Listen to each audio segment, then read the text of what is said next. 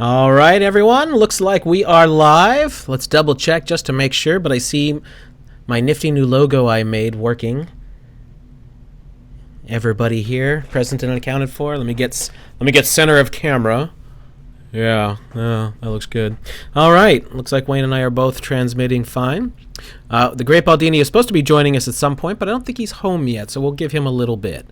Anyway, welcome to the 10th Secrets of Saturn livestream. Tonight we'll be discussing nostalgia programming in 1980s television, and believe me, especially if you're old enough to remember, there's a lot of it. I won't be taking a lot of time to mention anything about our sponsor other than to say I'm still getting about 4 miles per gallon more with Lower the Friction, which is this right here. So if you go there and want to give it a shot in your engine, it is $59.99 with promo code SOS. You get 5% off.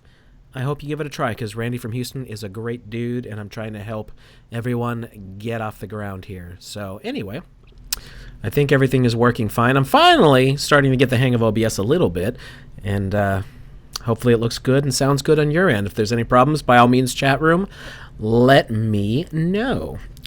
So to start off, for those folks out there who think that what we are going to discuss tonight is taking things a bit too far, the truth is that nothing gets into mainstream anything, be it radio, film, books, television, whatever, anything that is released and being pushed by the big corporations, it's being done so for very specific reasons. Now, sometimes it's just to make money, but most of the time there's at least some sort of ulterior motive there.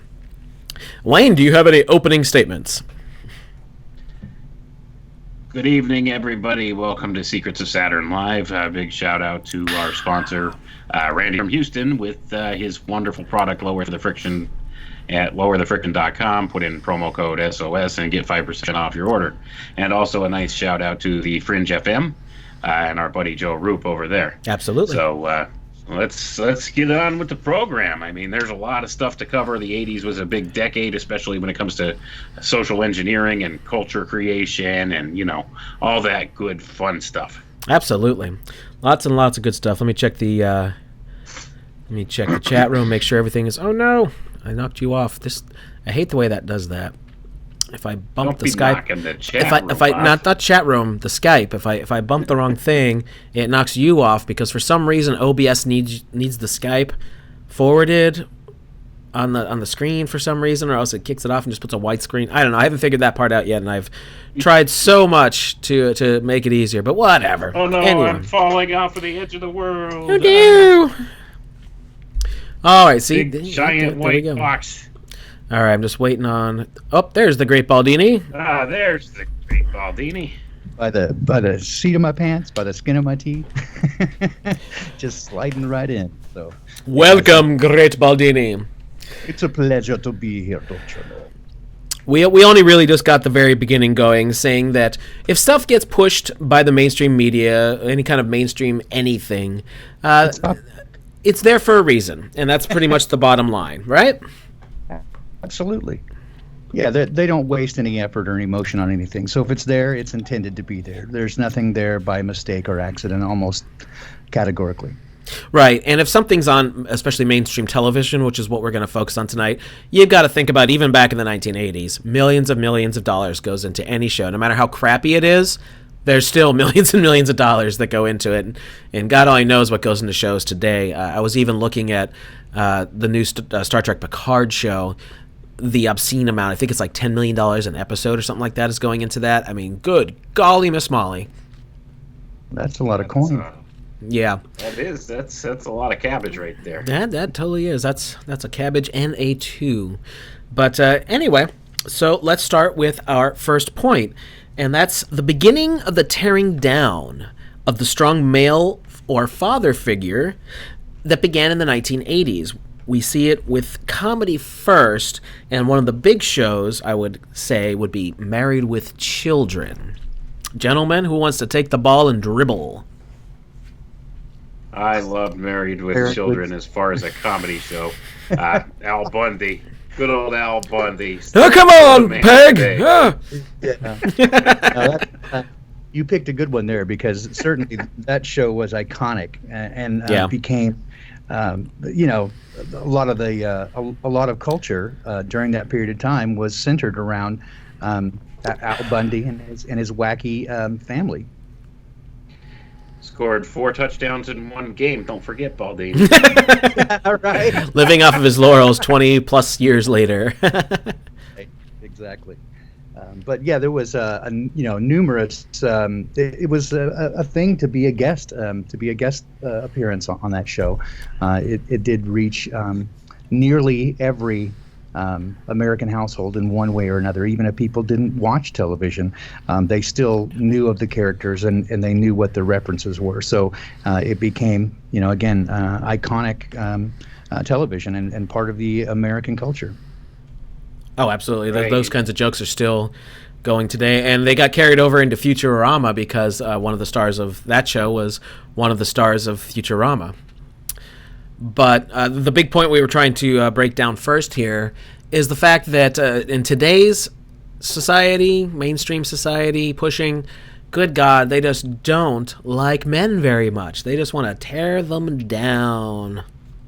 Yeah, so, if you compare, I mean, I'm sure we will, but you compare the masculine stereotype or prototype or from, Married with Children versus what they have now, that, as you mentioned, Jason, was kind of the beginning of the weakening of the male figure.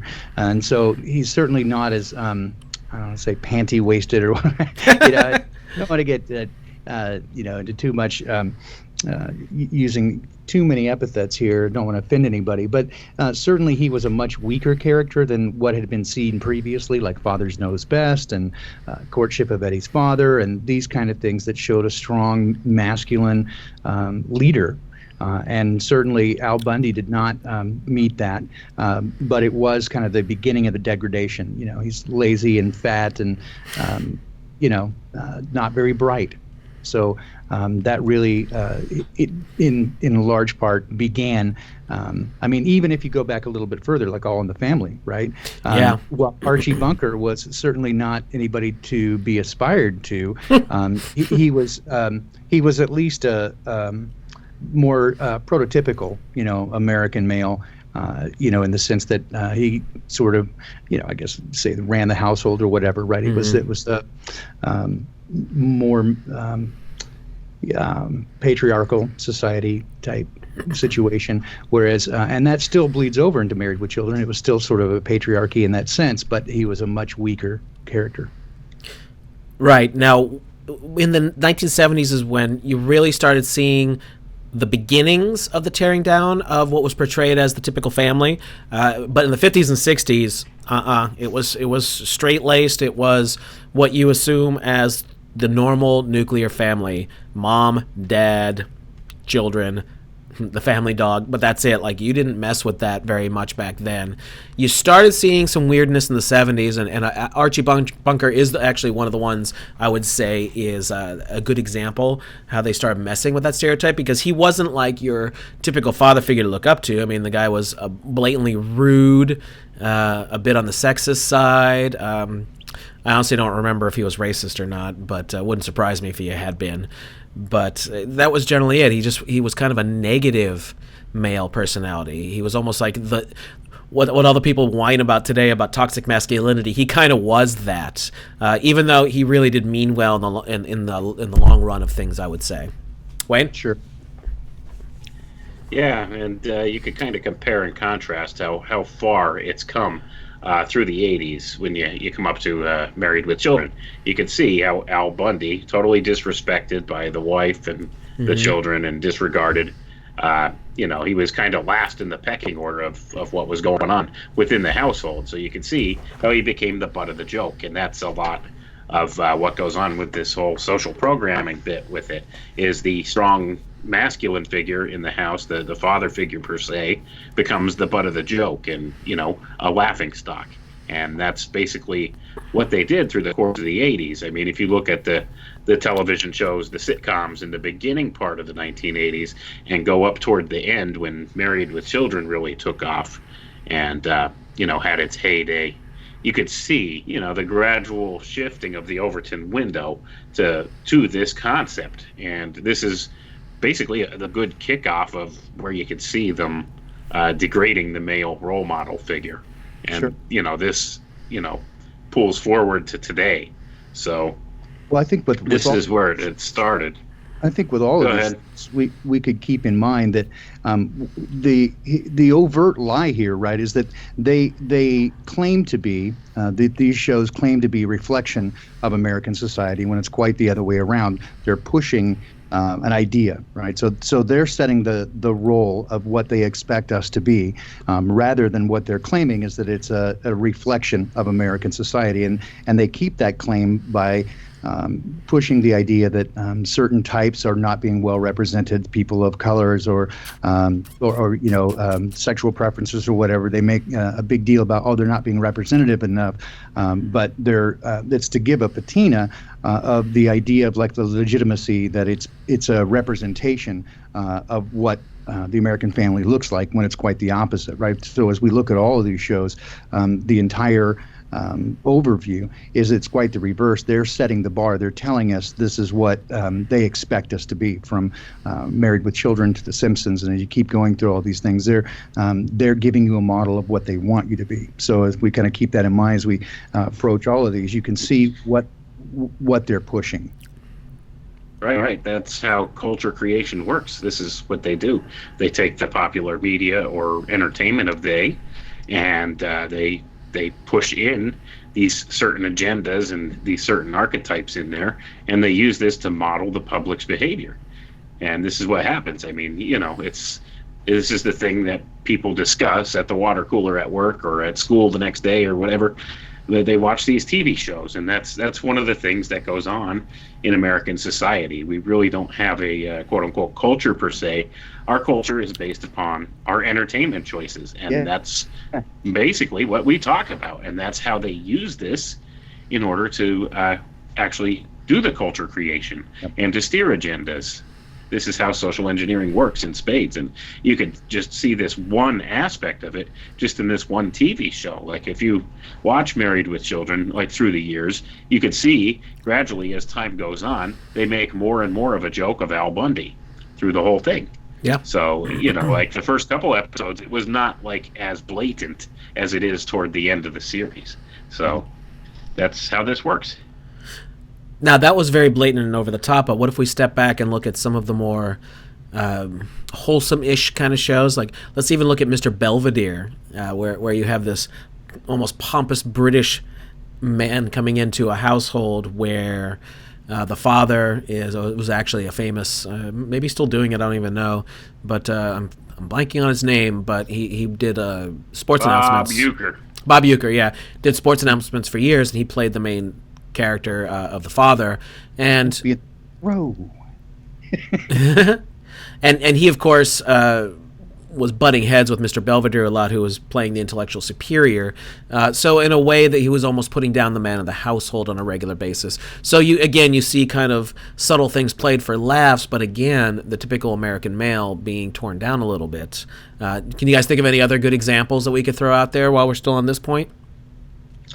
I think, we've kind of addressed sitcoms, right? And those are some of the more popular things. But there were always, also in the 80s, some iconic shows like Chips, right? The California Highway Patrol. And so even there, right, this is kind of one of the, they've always had their sort of, now they have the procedural kind of prior to this, they had Adam 12, right? And I remember that one. Right, and so you always have the the cop show and idealizing them, and they did in the same way this with Chips. Although here they introduced the idea these were not in every prior cop show, if you want to put it that way, or procedural is more what you have now. They were portrayed as very sort of clean cut, hard nosed, by the book guys. And certainly in Chips there was numerous times where they would get into areas of more gray ethics, and to where you get, if you look at the current things now. A lot of the cops are doing overtly unethical and illegal things, and they justify them. But this is kind of that is, to my memory, one of the first, other than westerns, right? So one of the first ones where the supposed law enforcement officers are facing and doing questionable ethical things, right? So again, kind of breaking down the male role model in that regard, that they're no longer portrayed as ethical and above board in all cases. Right. I see people in the chat room mentioning some other shows. You definitely see a stark difference between the 70s and 80s. Like Columbo is predominantly a 70s show, and that's your typical American white male, but he was very clever. He portrayed himself as a goober on purpose. That was his shtick. But in reality, he was trying to trick people into revealing information so that he could nab the bad guy in the end. So that's... you don't see that stuff. Once the 80s comes in, it starts becoming all big bangs and booms and all that kind of stuff. Maybe we can even look at like the A-Team as an example of that. Yeah, sure. A lot more, not only violence, but big Michael Bay type explosions and that sort of stuff. And notably to me, as I think about it, the 1980s is also kind of the last decade of the entertainment variety show, where you would have the Barbara Mandrell, like the Mandrell sisters and that sort of thing. That was kind of the last era of that. You really didn't have any of that going forward through the decade of the 90s. So it had been a staple of American television going prior, like with Hee Haw and but I mean you had the Ed Sullivan Show, all this sort of stuff. Those were some of the most popular shows on television, and the 80s really were the last gasp of that format. Well, the Muppet Show. Yeah. Oh yeah. Late 70s into the early 80s. That was one of the variety shows they had, and that kind of that takes a whole different turn in the whole social engineering kind of agenda. You're looking at a puppet, and they're like kind of portraying these puppets as with human characteristics, and you really buy into these characters. So I mean, you're talking anthropomorphizing an object and making that like an acceptable form of entertainment. It really kind of separates your mind from reality in a way. Now, Wayne, what are you trying to say here? Yeah, and certainly one of the things about cartoons and animation as it relates to social engineering is that it has a much different effect on the psyche because it requires your brain to become more involved when the less detailed the animation, and you see this certainly again with The Simpsons and with many of the modern animated shows, the less slick it is, the less filled in it is, the more it requires your brain to sort of fill in the blanks, and that makes you more of an active participant, which gets you more involved in it. And that's psychologically, again, proven to be much more effective in getting you to accept the ideas that are presented to you because you become an active participant in the show. So we certainly see that some of these less detailed, more sort of like again, we're jumping forward, not the 80s now, but South Park and that sort of stuff, the very, very crude animation. But we begin to see more of this again starting in the 80s. But animation certainly has that effect that it psychologically forces you to become more of a participant by filling in those blanks. Well, The Simpsons. There's a term for this. What's the term? I was just saying that there's a term for this. It's called narrative transportation. Sure. Yeah. And it's used a lot in the Hollywood circles. Well, so it's one of those things where the more involved in the story you are, the more vested in it you become, and the more vested in it you become, the more programmable you are. Right, and that term is fully in play with all the modern dramas. Right, certainly the television dramas, they present the the morality issues and get you invested emotionally in it. Right, so you have to make these morality choices. But yeah, narrative transportation is the primary use of television programming. That is the programming, right? And but certainly begin to see this since the 80s is our focus here. You see a lot more.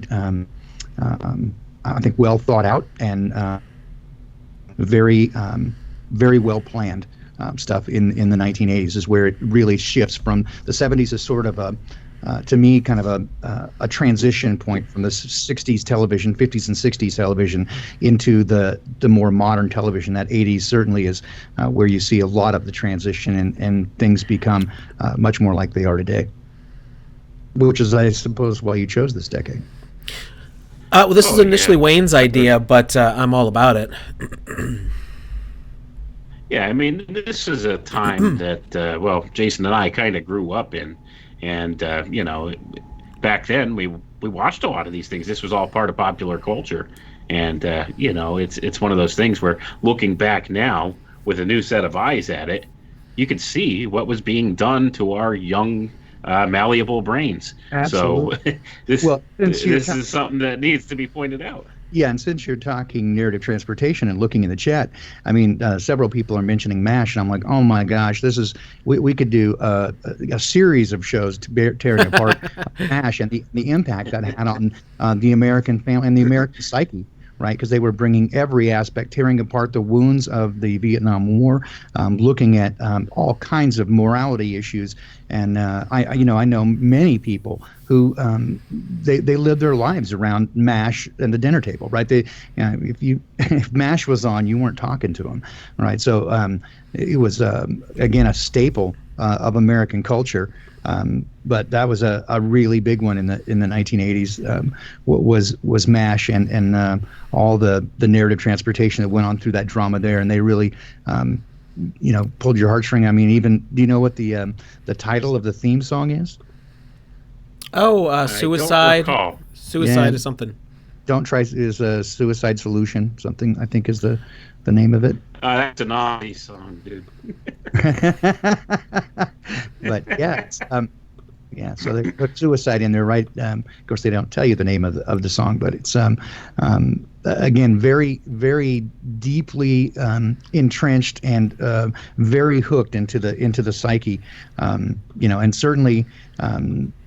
In thinking back, and I mean, again, perhaps this is perhaps a manifestation of my age. I'm a little bit older than you guys, but this is where I really began to see more families begin to spend dinner time around the television, where previous to this, you didn't watch TV until after dinner. It was a nighttime entertainment, and you did the family dinner first, and then cleaned up or whatever, and then you sat down to watch television. And this is the decade that I saw many families begin to take their food into the living room and have dinner over TV, and they stopped the family conversation. And if I can tell you personally, huge right there. In my family, that ended the close-knit ties that our family had, the dinner conversation ending, and that we sat down and had dinner together. When that ended with television, it changed the family dynamic irrevocably.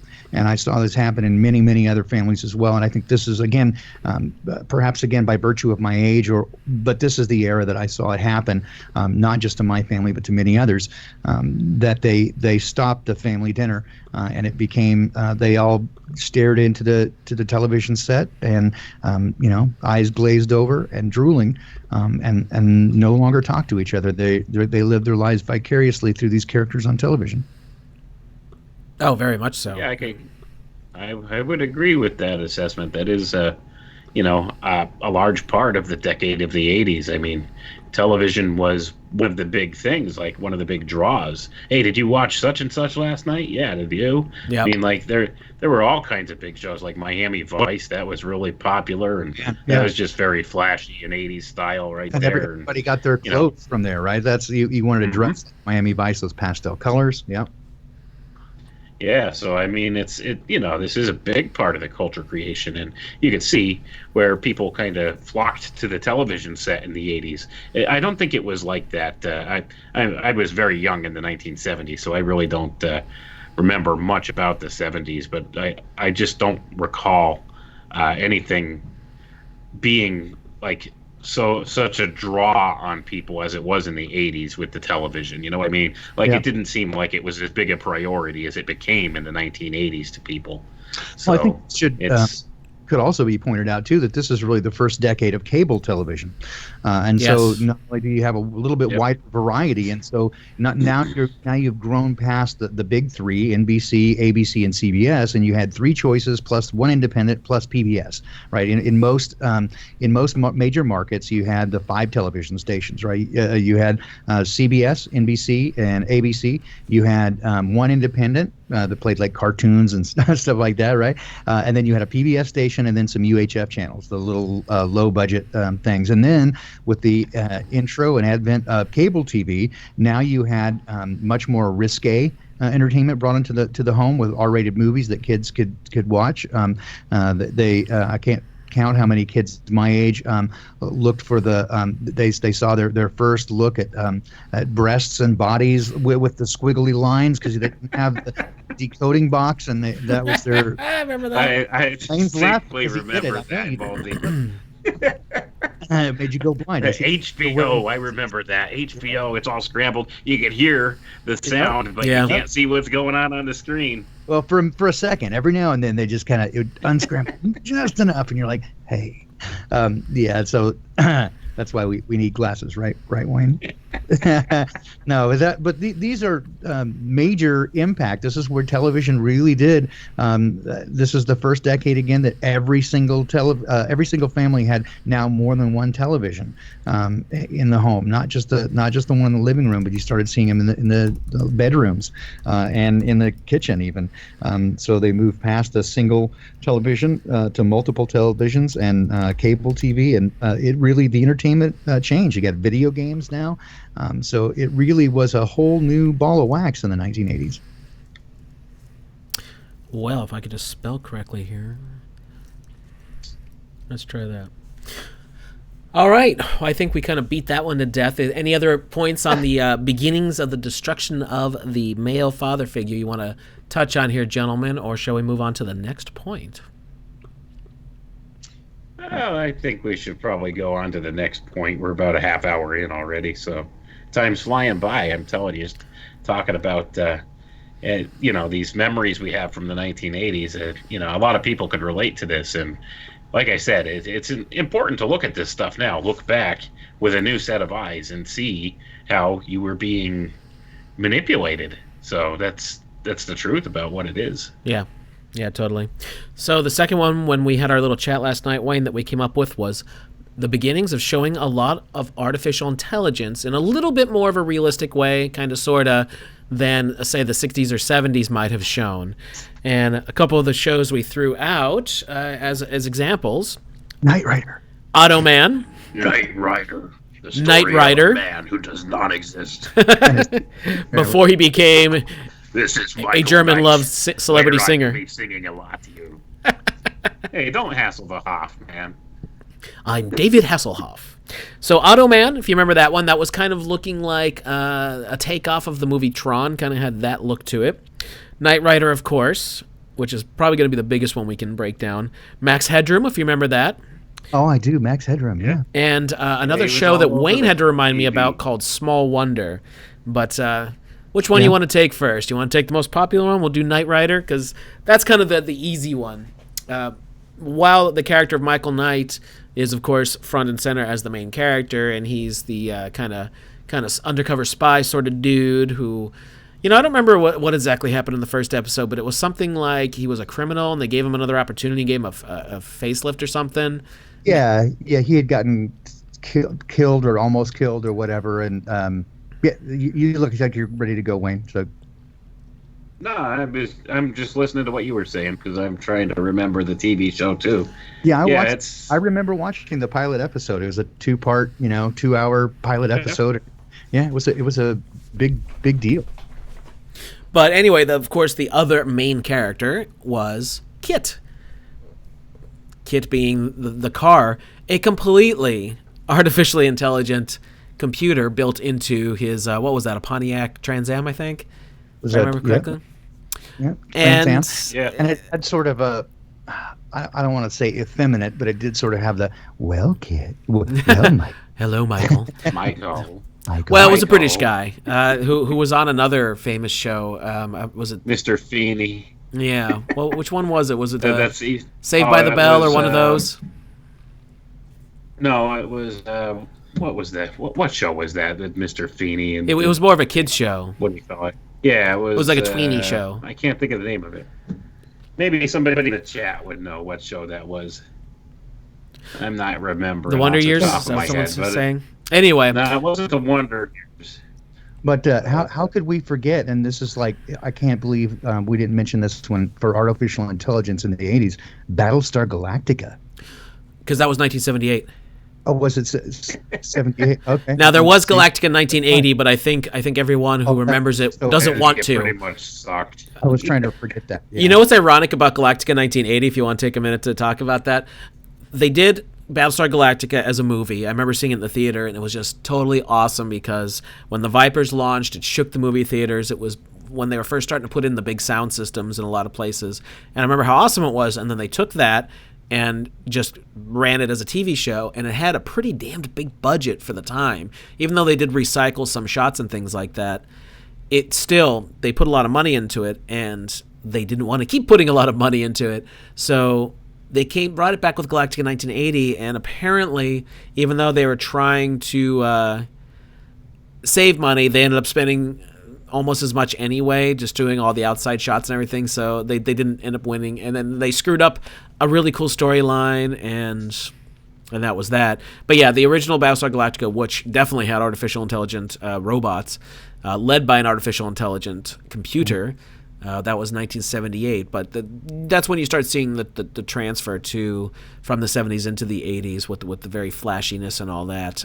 Buck Rogers was another one. They had artificial intelligent computers, and that did make it into the 80s. Buck Rogers, I believe, was 79. Gil Gerard, the main actor who played Buck, got injured, and they had to take a year off, if I'm remembering correctly, and then they came back the next season in 81 or something like that. And they tried to turn it into Star Trek, and they were on board a ship called the Searcher, and they took it off of Earth, and it just wasn't as good. The dynamic wasn't quite there, and just that was a mistake. But the first season of Buck Rogers actually had quite a lot of good storylines, even though it didn't have quite the budget that Battlestar Galactica did. But they also very much played with the idea of artificial intelligent computers and robots that could think for themselves and all that. And of course, that got bumped into the 1980s. And, Knight Rider's earlier on. That's about, I think, 84, if I remember correctly. So, again, Kit was never played off as anything other than completely self-sufficient and self-thinking. Right. Computers in the 1980s, unless maybe the top-secret government programs had them, couldn't even come close to doing something like that. I think my Atari computer went like, hello, something like that. Kind of sounded like... Yeah, it was pretty bad. Kind of sounded like Stephen Hawking. Yeah, it had a speak and spell, and it sounded just pretty much. There you go, 8-bit, like really bad, and definitely didn't sound like a posh British man. That's for damn sure. But I think there was always the expectation and I think assumption that artificial intelligence would reach a sentient state and be as indistinguishable from. I mean, there's always been that trope where either there's the sort of the battle between artificial intelligence and humans. As in overt warfare, or that humans couldn't tell robots from humans, and that would create conflict, or that they were supposed to be the assistant and somehow went awry. There's always been sort of that theme of AI gone dark. But it's always seems, the sci-fi that I can recall, it's always been presumptive that artificial intelligence would reach that state even before really even in the 70s, before computers became really a staple in the American home. Right. Yeah, well, the 80s is when you started seeing some decent computers, like, what was it, the Tandy 1000, I think it was called? ERS-80 was, that was the Radio Shack model. Computer. Yeah. 2, 3, yep, I grew up with that. And of course, the Apple II, 2C, all those started getting people used to the idea of computers in the home and all that. But what they were portraying on television, like with Knight Rider, absolutely ridiculous. Like nothing could even come close. You can't even do that now.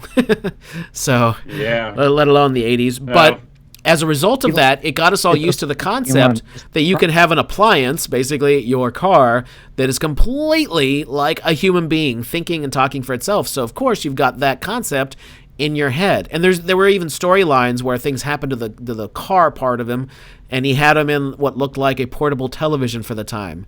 And he had the brain of the computer in there, and it was just him. He was fine, and they put him in a newly made car later, from what I recall. But Max Headroom, that's a far cry from how the computers were in the 1980s too. I remember my first computer was an Atari 800 XL with built-in BASIC. Okay? Me too. Well, if you remember, top of the line. The cousins we hung out with, Wayne, they had the 400, then the 800, and then we both got the next one, the 800 XL, and we had the disk drives and all that stuff, the big floppies, the 5.5, 5.25, whatever it was, and Absolutely. Oh my goodness, and these things couldn't do diddly squat. I remember sitting for like 3-4 hours typing code in to get it to put a little lightning bolt flash across the screen. You remember that? Yep. Yep. I programmed on the TRS-80 in 1980, 81, and was using getting past their graphic stuff, right? So it took forever to make those graphic things. So, but if you use character strings and peek and poke into machine language, you could do it much more quickly, although it was kind of jittery. And so, I was playing with all kinds of stuff back then. So. But that's still a far cry from the Night Industries 2000. So right, exactly.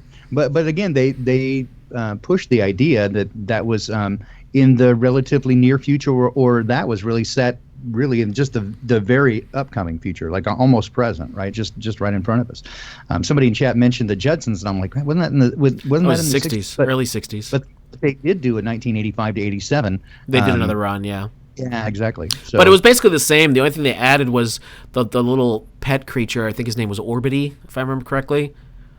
But it was pretty much the same. I vaguely remember that. Yeah, they did make some new episodes, but nothing really was. It felt like the same concepts. And as a matter of fact, I think the voice actors were either all the same or close enough that I didn't notice. I think Bill did it. Yeah. Yeah. So he did pretty much everything. Well, I know that Mel Blanc was still alive in the mid '80s because he was still doing the Warner Brothers cartoons. Yep. And his son started taking over because he passed away in. I forget if Mel Blanc died in the late '80s or early '90s, but I think it was the '90s actually. I think he was pretty old. I know.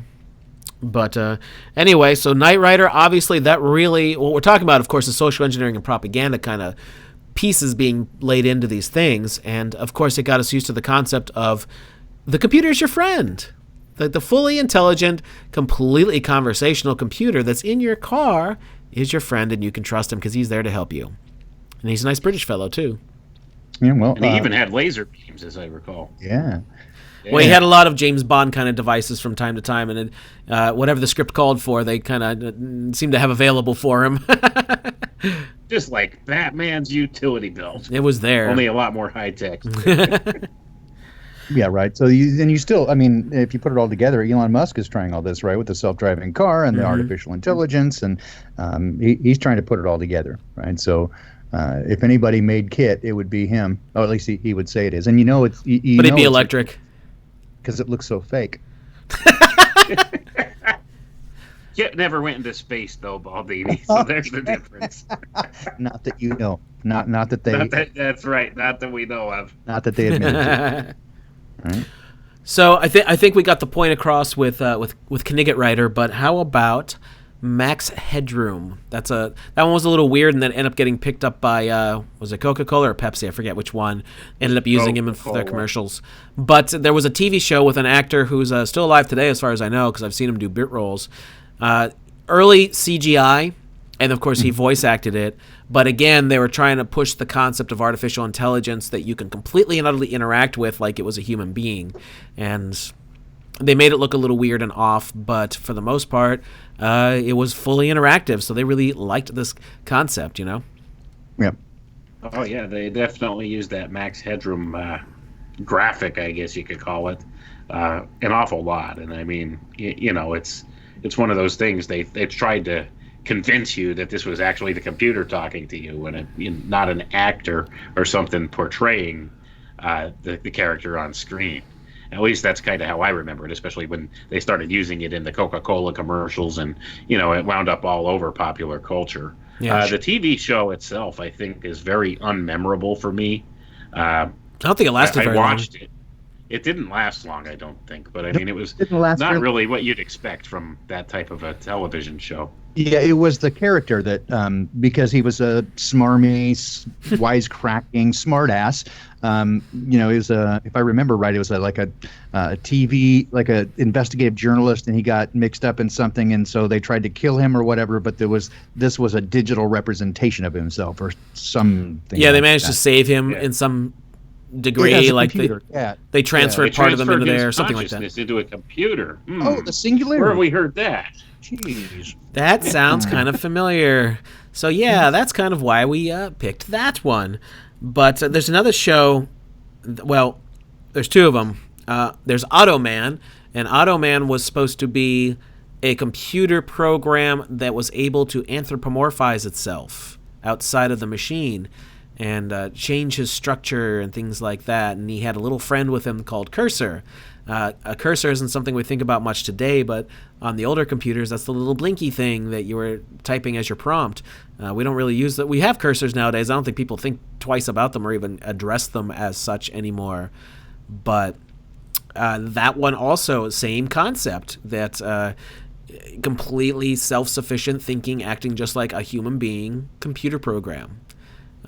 Pure artificial intelligence in a way. And by the way, there's bunches of movies from the 80s too where we decided to do just TV shows since those lasted longer and had more of an impact over time. I mean, there's movies we could easily rattle off, like War Games, semi-intelligent computer, Short Circuit, completely intelligent computer who could be your best friend. Like, there's tons of stuff we could mention, but we wanted to stick to television shows. The Terminator, yeah. I think technically, Star Trek Next Generation started in the 80s, right? 87, yeah, and we're going to get to that. Yeah, big impact. So Data, there's your completely sentient AI. Yep. But they did at least portray him a little more realistic in the sense that he didn't act like a pure human, like he was always a work in progress kind of thing.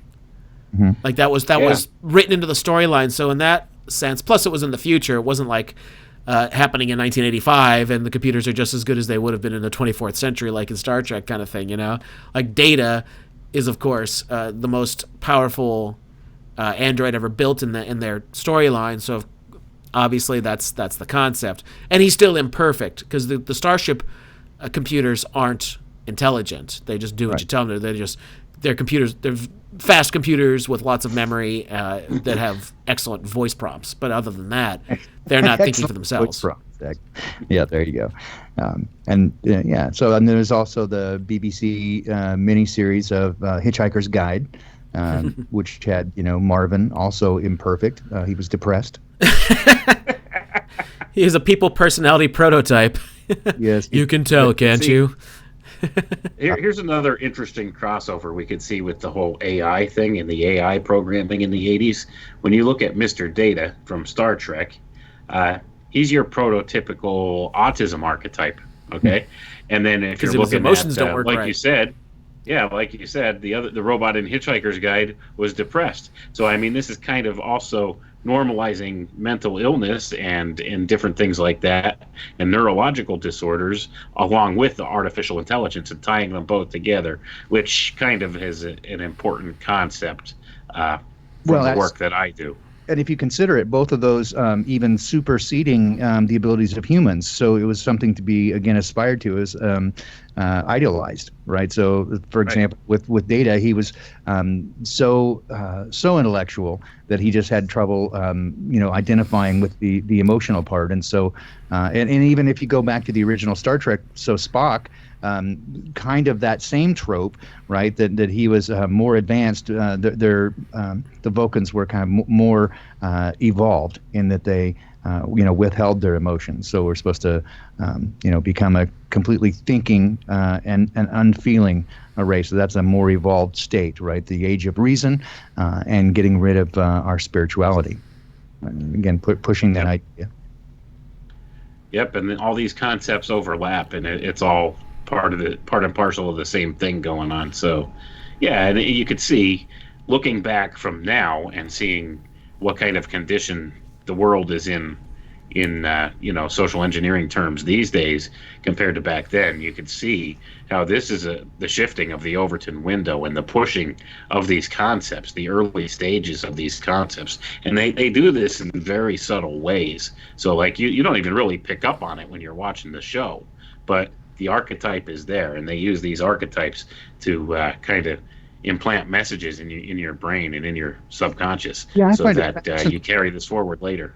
Yeah, I find it fascinating going back and looking at older television shows of a similar era, and to see what they did with social engineering is, to me, somewhat fascinating. How they triangulated, right? They would use comedy on one hand, right, to bring the idea in comically so that you laugh and don't challenge it. And then there's the narrative transport where they make you emotionally involved with a character who goes through some difficult moral set of circumstances. So they put the idea in there, right? And then it kind of also ties into what I would say are, constructed events in the news, right? So you can see them all sort of tie together. So you've got actual events happening, right, tied in almost at the same time, which again leads me to believe that those are constructed and not organic, real events. I mean, there probably something happened, but for example, the first mass shooting there was at the University of Texas clock tower, and it all kind of occurred around other events that were happening. You had similar things going on. The fingerprints. What I'm saying, I guess, is that they kind of put it all together. It was right there at the. When I look back, I'm actually surprised they didn't try to tie it to a returning Vietnam veteran, because they were really bringing this violence into the American home for the first time in the late 1960s. So I find it fascinating that as you go through, when I look back at television shows and find how they got these things from different angles, but the same concept and they're programming a sense of morals and, I guess, values, like what they want you to believe for values and how you should approach everything, right? So I find this, jumping ahead more, I've been watching more 90s shows that do this, and they're really pushing certain ideas of social justice and that sort of stuff. And then you see it come to fruition a decade later. It's very fascinating to me how they really use every angle, and they don't leave any stone unturned. All right. Oh, you're absolutely correct. Yeah, that's how they operate with this stuff. They do come at it with all these different platforms and all these different angles. That way, they get you with whatever flavor you like. If you're somebody that prefers comedies or sitcoms or something like that, they got you from that angle. If you're somebody that likes drama shows, they got you there. If you like something like a science fiction show, hey, they got you covered there too. And they make sure to have all these ideas overlap at some point, and it does kind of point to the future. And you can see again how the Overton window shifts into the 90s when you do get to the 90s television programming and stuff too. So it just ramps up. But the 80s, by and large, I think were the major decade for the foundation of using television as a grand social programming tool. I mean, they've always used it as that, but it really came into its own in the 1980s with the advent of cable television, like you had said, and that kind of thing, because it really was reaching people at an unprecedented scale than like it ever had before at that point. Yeah, I think to what you said earlier, Wayne, I think you're right in that really was the first decade where the subject of television shows was the first decade where it became the water cooler conversation, right? It became the topic of conversation. Who shot JR?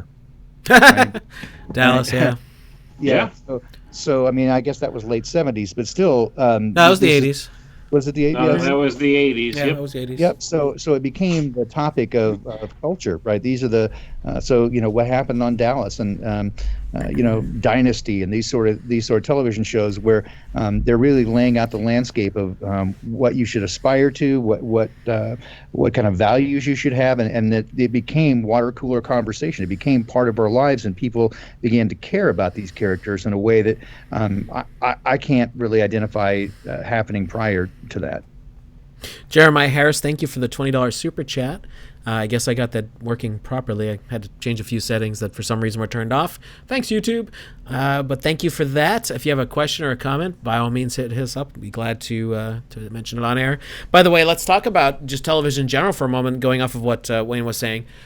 While radio was available in the home, movies, films, of course, where you had to go to them. Television brought not just sound, but pictures into the home. And very soon it started being 24/7 as well, especially with the advent of cable. Television stopped going off the air, so the programming could run 24/7. And what have we covered with Wayne, in fact, on Crow 777 Radio? We've covered the advent of 24-hour news coverage, even if it's complete malarkey.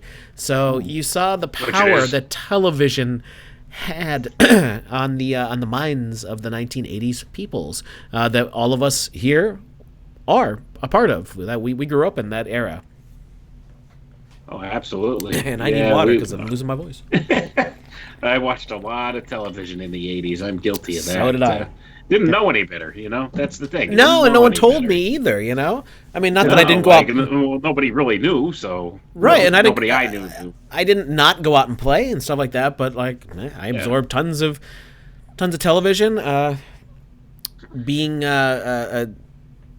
what would I have been? Preteen up into my early teens. Lots of cartoons, animated stuff, Transformers, G.I. Joe, which we'll get to in a minute. But I'm going to let my kitty cat Pluto in because he's crying at my door. Awesome. That was an actual... Go ahead, Baldini. I was going to say what we haven't covered yet is that this is also the era of MTV. This is the first time we got music television, right, in the video. And even that first year, the Buggles, video killed the radio star. They prophesied very prescient there what would happen, in terms of what would happen to music by introducing the video music channel. Really fascinating stuff tying hand in hand with cable television. That was one thing I was going to mention earlier with the triangulation of the programming from drama and comedy and news. And I was going to mention what I didn't think to do was take a look at the music of the same era and tie those together, because again they're never going to leave you with a door open. They're going to cover every avenue, and so I'm sure if I went back and did some correlation with those same episodes I was looking at, that I would find the same thing in terms of music covering many of those same aspects and topics. Oh, no doubt about it. MTV was huge. That was a game changer as far as culture creation goes. This was it. I mean, this was the big popular thing. I remember I was a kid. I remember actually watching MTV come on the air when they played music. I think I was like 6 years old. Yeah, when they played the Buggles video and stuff. Yeah, I was older, but I watched it happen at midnight, and they launched it. Headbangers Ball. My cousin stayed up for it. Yeah, we were, 16, something like that, and we stayed up for that. So, wow, I'm a decade than you, dude. I'm old. I'm 44, so Yeah, I'm 53, so yeah. So well, it is what it is. But I mean, you could see MTV was also a major contributor in shortening attention spans. Absolutely. Oh yeah. But if I go back and look at some of those early videos now, they're just so cringy. Oh my God, are they? But it started the whole small bites kind of thing, 3 to 5 minutes. Some videos you would have, they'd have a little bit of a storyline to them, and maybe 5 to 10 minutes, something like that. But they required a lot more money, something like, say, Thriller, which looked amazing, but it was one of the biggest stars in the world ever, and that's Michael Jackson. So most videos were just kind of like cheesy for the most part, I want to bookmark something really quick in the chat here. Algorithm asked the question, since we all pretty much were clearly brainwashed, how do we get out of the system to be as sane as we seem to be? Well, I don't know about sane, but at least we've woken up a bit, and I want to touch on that at the end of the show. Talk to Jason a little bit. I want to just touch base on the Little Awakening project that I've been working on, and give you a little update on that. So just bookmark that. Thanks, Algorithm. That was awesome. Very salient point there, and we'll get to that, because we all have been brainwashed to a degree. They programmed all of us. None of us are immune from it. Even now, I find that if I watch TV, which is not very often, my wife and I we'll look at each other in awe when they can play a commercial or something and they get you to tear up at something, and we're like, how do they do that? Like, we know exactly what's happening. We know what's going on.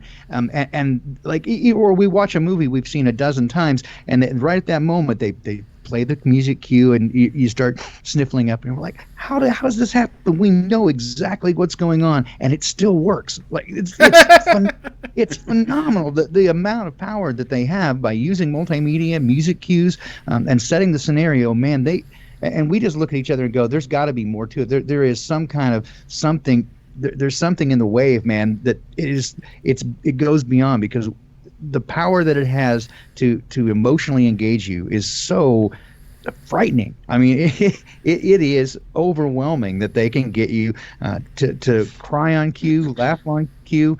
It is pretty phenomenal. And again, I think, none of us are immune from it. And even, but those of us who have taken the red pill or whatever, we look around and see the people who haven't, and it is, to me, scary. I mean, we sometimes joke how it's like being the only sober person in a bar, right? You look around like, oh my gosh, what? This is horrible. And you know what that means if you're the only sober person in the bar, right? You're the designated driver. Yep. I don't want to be the designated driver all the time. Designated drinker, right? But Yeah. no, I lost my car keys, man. We're gonna walk home. No, but it is it is mind-boggling to look out and see people who are literally, like, they'll tell me how scared they are of climate change. They're terrified of it, and it's like, really, it's staggering to me. It really, I really struggle sometimes, and I forget that just those things don't affect me anymore. And but to see people who are really fully affected by it, and I can watch it on Facebook as my timeline scrolls by, when they throw something out in the news, I know that 5 or 6 people they're gonna regurgitate it immediately, like pounding their chest how great they are, that they have adopted whatever they've been told to regurgitate and parrot, and it's just like, oh man. Oh, man. The one that I love today, if you're looking around on Facebook and everything else, is the shock and awe that Trump's impeachment just completely went away. Now he was acquitted today. Yeah. So, Oh, dear. it was a whole lot of. I've been telling people from the get-go. Like, I said, that's so yesterday's going news. To come of this. Yeah. It's just a big, long distraction, and it's had people at it for months, and now they're acting all shocked and appalled that this guy got acquitted, and it's like, this is nothing. It's political theater. Don't pay attention to it. Right. Nothing's going to happen. I call So it I find it funny. Yeah, I call it theater of the macabre, right? It's like WWE wrestling, but in suits and ties instead of those hideous tights, right? Yeah, I think it would be more entertaining to see a no holds bar grudge match on the floor of the Senate building. That'd be interesting, but it really has about as much effect. It's about as serious, because it really is just theater. They're gaslighting all of us, right? It is just it's a joke, but I mean. Yeah, so I mean, here we have in the 1980s. If we're going to throw politics in there, the blue dress, right? They throw that in there, and depends on what your definition of is. So here we have again in the 1980s the pushing of the idea that oral sex is not sex. And I want to say that was the 90s. Though. Was it the 90s? Was it? Yeah. I guess I am getting. Yeah, Clinton was in the 90s. That was Okay, the 90s. Yeah. 90s. Yeah. Yeah, it was the 90s. You had Bush Senior was Reagan's follow-up president there. Yeah. So the director of the CIA, and then they push out the idea that he's struggling with, quote, the wimp factor, like that he was worried that people thought he was a wimp. Yeah. Because Reagan was so tough, and George Rambo. Bush, this guy, Mhm. this guy who has the intelligence agencies and all, at his beck and call. Yeah. He's harmless. Yeah, totally harmless. Yeah, he's a Care Bear. So yeah, I didn't mean to derail us, guys. I just we got off on MTV there for a minute, and I went. Well, it's television, and Wayne and I, funny enough, didn't think to put that in there on the notes that I've got here, but very important point and very influential. Yeah. And I have never figured out, and maybe we can talk about this for a moment. Why did MTV just die out in the sense that it no longer was music television? Like they just stopped giving a hoot about playing music videos. Reality TV, road rules. Well, I know, but why did they do that? Like that shouldn't have been MTV's thing. If anything, they should have had alternative channels do it. Like and when they did start doing that, of course, MTV2 and I think they had others as well. But why did they give up what they were all about to the point that they weren't even really showing music anymore? I have a theory about that, and here's what I think it is. They started with the music, okay? And once you got on board with the whole program of, we're watching music television, music videos, blah, blah, blah, this and that, well, then it was time to shift up the programming. So what they did is they started pushing this whole reality TV concept, and that's basically where the reality TV concept was born, was MTV. Yep. And they started rolling this out massively, and this gets people more involved in the show and actually thinking, hey, you know what?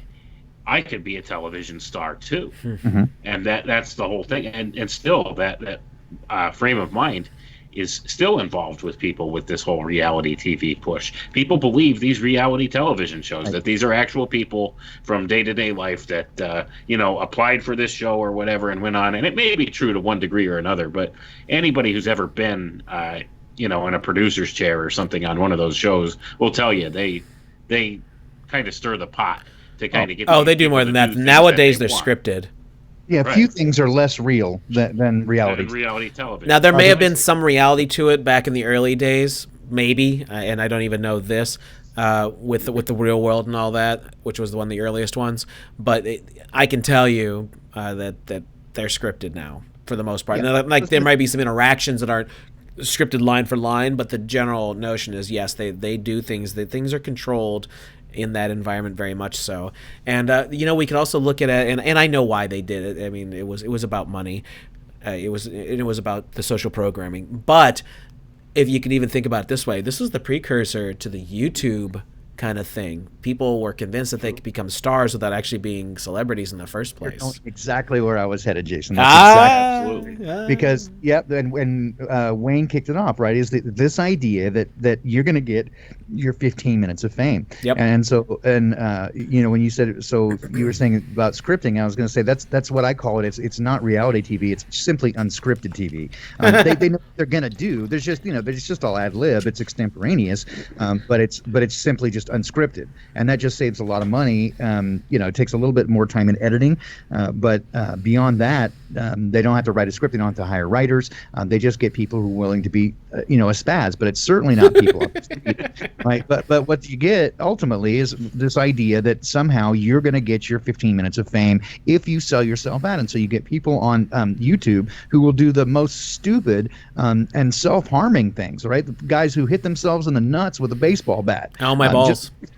Just to get clicks, right? People who, the people have literally gotten killed. Some gal shot her boyfriend, in the chest while he's, holding a piece of wood or something, going to block it because they were going to get views, right? People are easily influenced, and that's what social programming is about. But you guys hit it on the head. From my perspective, that is what reality television is to give you an idea that you could somehow become famous, because you sure weren't going to get rich, right? And this, you've got to keep this free range slave thing going on, right? If you get discouraged and you won't turn the rabbit or the gerbil wheel anymore, then you're going to get disgruntled, and you're going to start just going, hey, how can we fix this? Well, they don't want that, right? You need to keep chasing that carrot. And so it's just one more carrot that they stick out in front of you, is that you might get your lucky break, right? So they got to keep you running that gerbil wheel. They got to keep you distracted for 5 more minutes, so you don't sit there and contemplate. The last thing they can have you do is to sit there and stare at the stars and contemplate the meaning of your life. Right, even though the meaning of life came out in the 1980s. right? Last Monty Python film. Yep.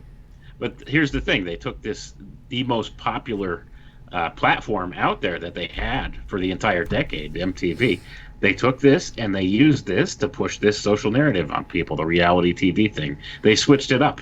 See, that's the thing, because they were switching out the decades, and you could see how the social programming just follows these certain scripts and these certain time frames, and it shifts the Overton window over. So they already had your attention. It was the most popular platform, so they had to shift the mass consciousness towards this whole reality TV concept and get that idea out there. So that's what they used. They built up the platform that became the most popular thing, and they used it to the extreme.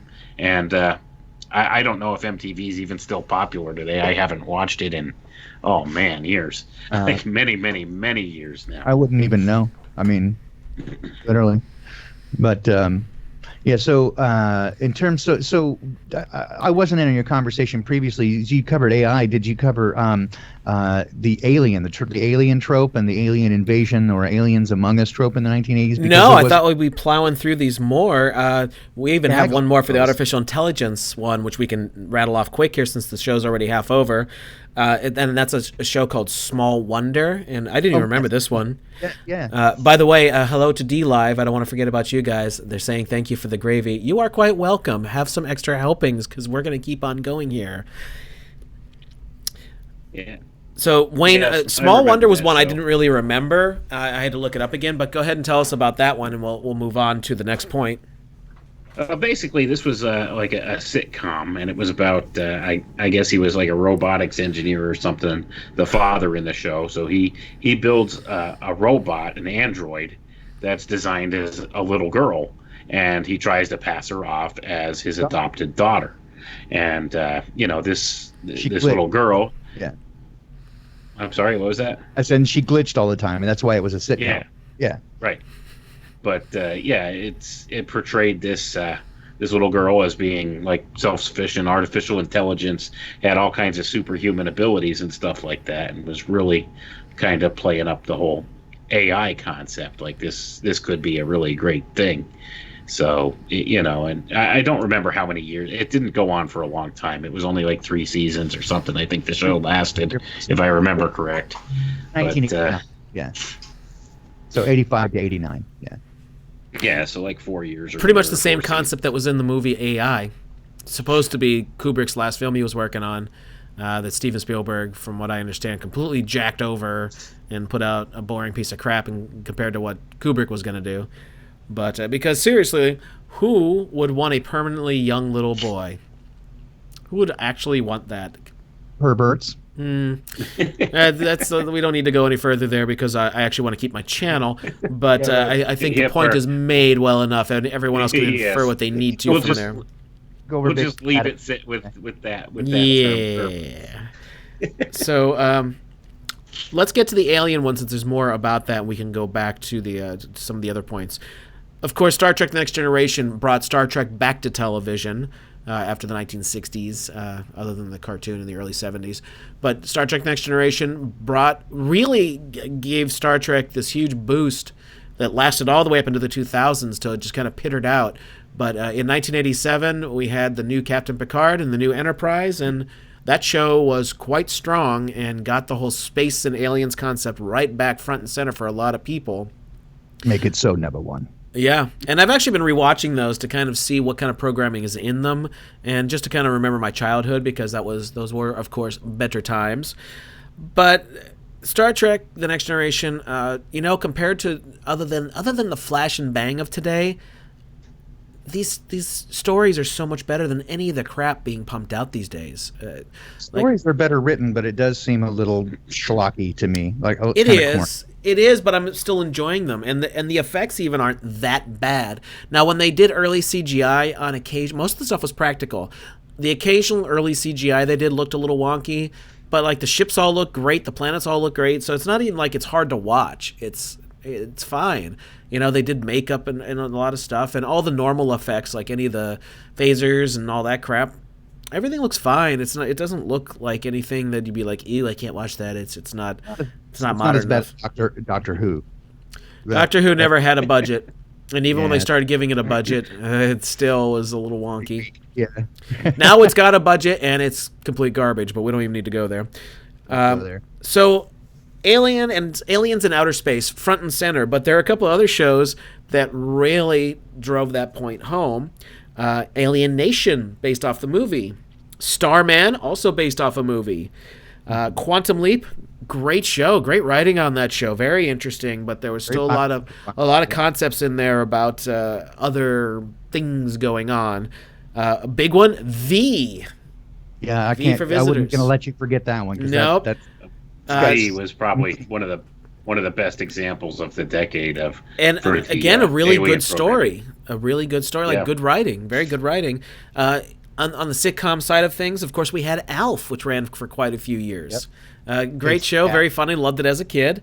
And right at the end of the 80s, very beginning of the 90s, they did a TV show that was a continuation of the 1950s War of the Worlds. And the first season was all right. Second season got really, really wonky. But I remember, Wayne, you and I both watched it back then. That was our childhood of us hanging out, Star Trek Next Generation, and we went to some conventions and everything.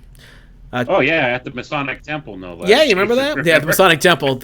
Oh, the things we would notice nowadays. Yes. Kevin, thank you for the $7.77 super chat. And he says, on behalf of the D Live Bears, thanks, Crow, Jason Rose, crushing. Thank you. Very, very appreciated. But, all right, gentlemen, go ahead and tear that one apart. We had quite a few examples there. Also out of this world. So from my perspective, the two primary themes that you've got in the Alien thing is you can in fact go all the way back to my favorite Martian for this trope, right, which is the alien stuck on Earth who tries to pretend to be human. Right, Mm-hmm. and they're somehow hiding them. So, Out of This World was one that ran in the 1980s with a girl who finds out that she's half human, half star person or whatever.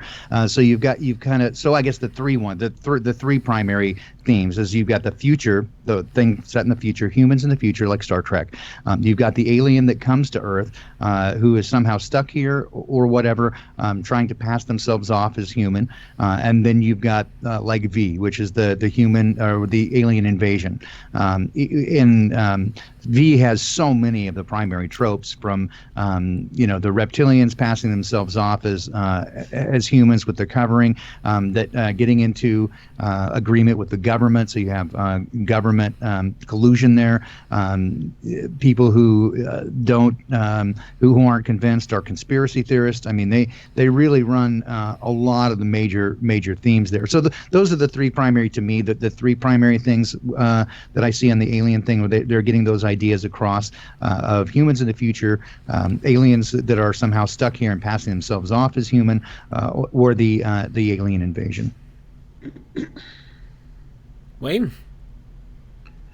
Yeah, definitely. You could see how all those different factors tie into it, and there were a ton of really good shows that kind of pushed this whole idea in the 80s. V being key among them. I remember that started as a miniseries, until they recall. did it as a normal series. And I remember just watching this miniseries in awe. I think it later became like a full-fledged series, but I don't think it lasted long after that. They finished the story out.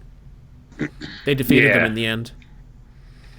Yeah, but I mean, you could see how you move along from that and then on up in the late 80s to Alien Nation, where the aliens lived on Earth and interacted with the humans, and then you have the whole narrative of like the whole racism type angle going on between the humans and the aliens and all of that like kind of stuff.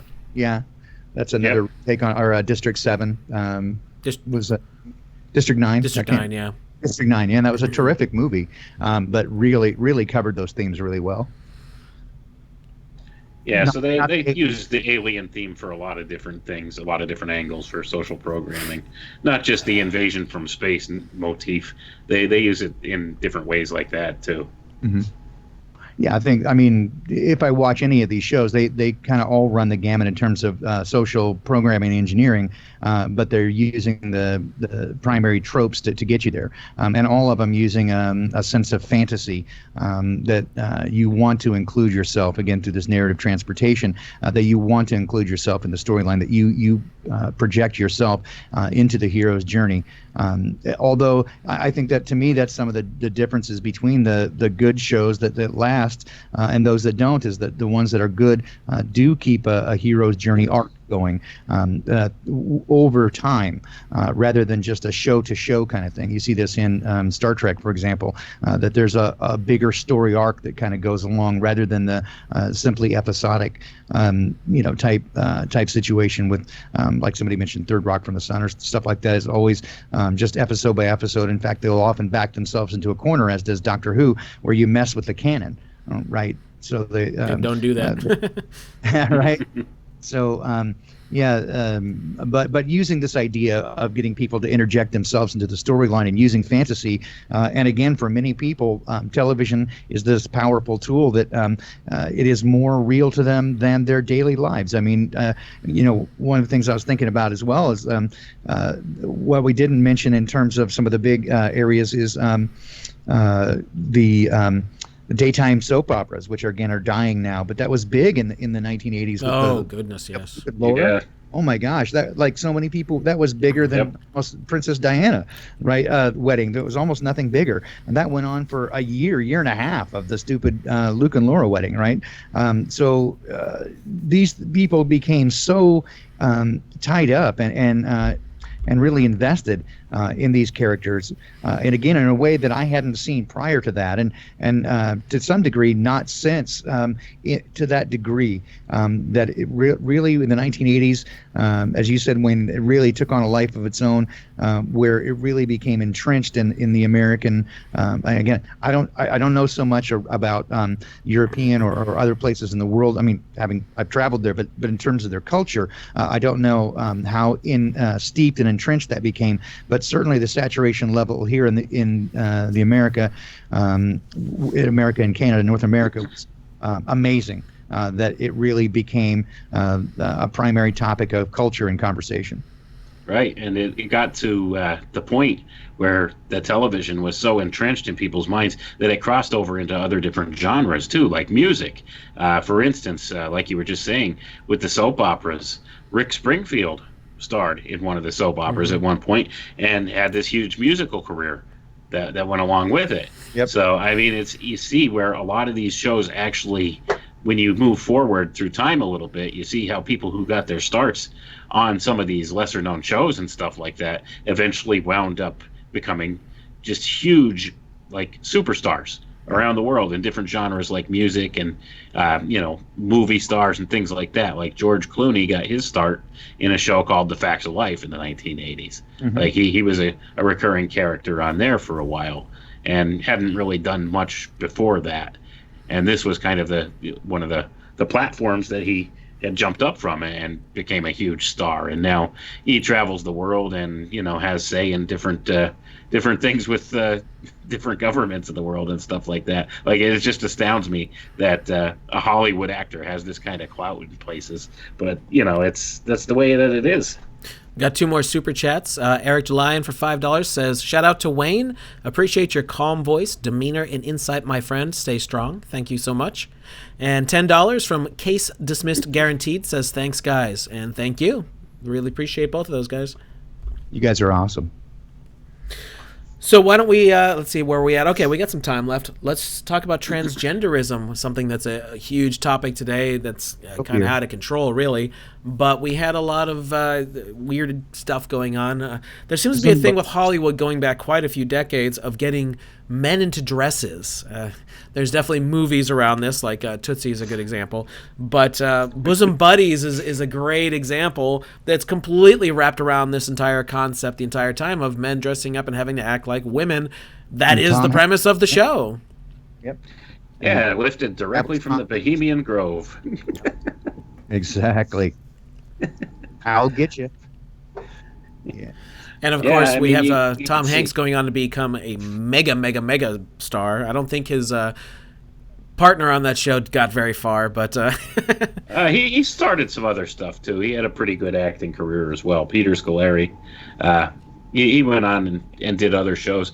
Notably in the 1980s, he also starred on Newhart, the second iteration of Bob Newhart's show. So I remember that show too. That show was a kind of trippy and neat in a lot of ways too. But basically, he was an innkeeper in Vermont, I think, is what the story was. Him and his wife, they ran an inn in Vermont, and they had all kinds of weird characters and stuff showed up there all the time. But Peter Scolari was in that one too. So, it was an interesting show, as I recall. The only thing I really recall about the show, I watched it for a long time, is the ending of the show, and it was like one of those cliffhanger endings.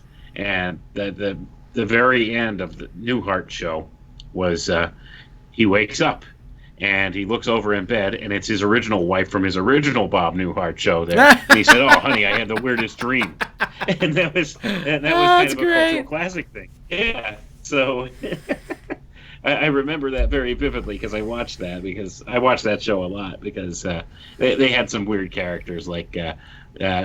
They had a couple guys that came around. It was like their handyman or something that they recall. He'd come in and he'd say, "Hi, I'm Larry, and this is my brother Daryl, and this is my other brother Daryl." And he had two brothers named Daryl. And it was just kind of this whole take.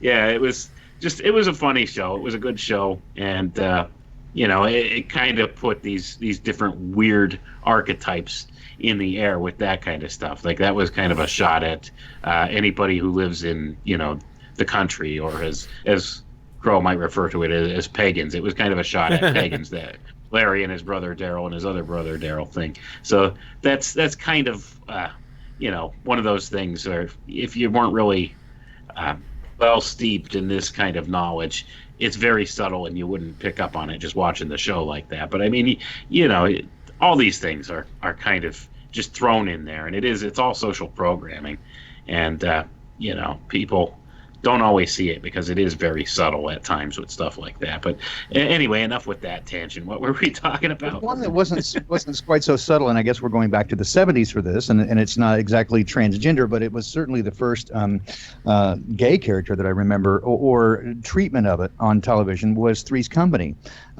Where it was an all-girls apartment, and so to get to be able to live there, he had to convince the landlords, Mr. and Mrs. Roper, that he was gay. Right. And so he had to pretend to be gay, although he was really a hound. But that was the first treatment of that on television, and it was fairly scandalous at the time in the 70s. Again, it's the first real open treatment of that, and the opening of the Overton window for certain, that they really started dealing with these themes on television on a regular basis. Yeah, and that was John Ritter, and he had a huge career after that too. Suzanne Summers. Oh yeah. Yep, Suzanne Summers. Yeah. Mm-hmm. Her too. And it was, I mean, this was kind of a shifting of the Overton window towards more of these ideas, because if you look at a show like that now, people would be like, okay, what's the big deal? The guy lives in an apartment with two girls. Like, right. It's one of those things. It was like a cultural thing at the time. I mean, this was really groundbreaking, and right. People don't realize that now, because you look and you think, okay, well, what's up with that? And sure. Same thing with Bosom Buddies. It was the whole concept behind that is they were living in a building that was only for women. And right. Do we really have that type of a thing this day and age? We really don't. Three's Company was supposedly set in Los Angeles, right? So we have one of the most hedonistic cities next to San Francisco, and yet their lease, was only, it was scandalous for a man to live with two women. They wouldn't let him do it. And again, to show you how much culture has changed just over this short period of time is pretty remarkable. I mean, it certainly happened within my lifetime, and I got to see it. But I think anyone under 30 now would not, they'd be like, what?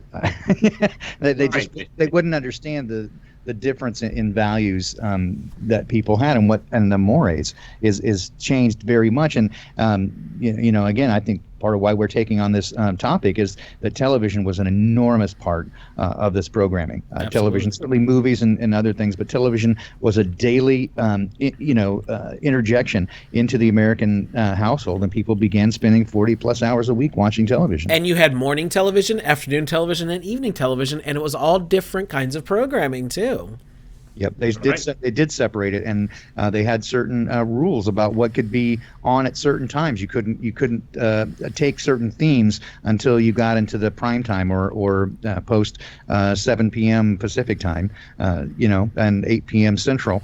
You remember they separated up like that, 7 p.m. Mountain time. So they did it at different times, but yeah, you couldn't touch certain themes without those, and they had to have a certain amount of news. So news would come on, between the 5 and 6 o'clock hour. Then you had the evening news come on afterwards, and then you had the late show, Johnny Carson, or the talk shows. And now any of it's available at any time. Really, with with DVR and YouTube or on demand programming, all that stuff is a thing of the past. I mean, we used to watch television where you had to schedule your bathroom breaks and run to the bathroom because you couldn't watch or anything, and people literally scheduled their lives around these television shows. Right? Look, we were talking about MASH previously, that they would set their watch by it, and nothing would interrupt them. For that. So really an enormous change in the values and the consciousness of Western society based primarily on television. I saw a bunch of people mentioning MASH. MASH kind of had two iterations. 70s MASH, which is the one I think of as MASH, was one program, and then the dark, serious MASH's ending. Ellen Alda took over the program and started making it this dark drama. That's 80s MASH, early 80s MASH when it ended. So very different show. Yeah. Yeah, very, very different. It wasn't funny. I mean, it actually discussed the reality of what the Korean War was and the hell that was happening to these people and all that. It was gone. So yeah, you had Klinger dressing as a woman and all that kind of thing. But man, talking about the 80s version of MASH, totally different show. Why they let him do it, I don't know. I mean, I guess they just wanted to get rid of it at that point. But I figured we'll throw it on the table since I saw multiple folks mentioning it.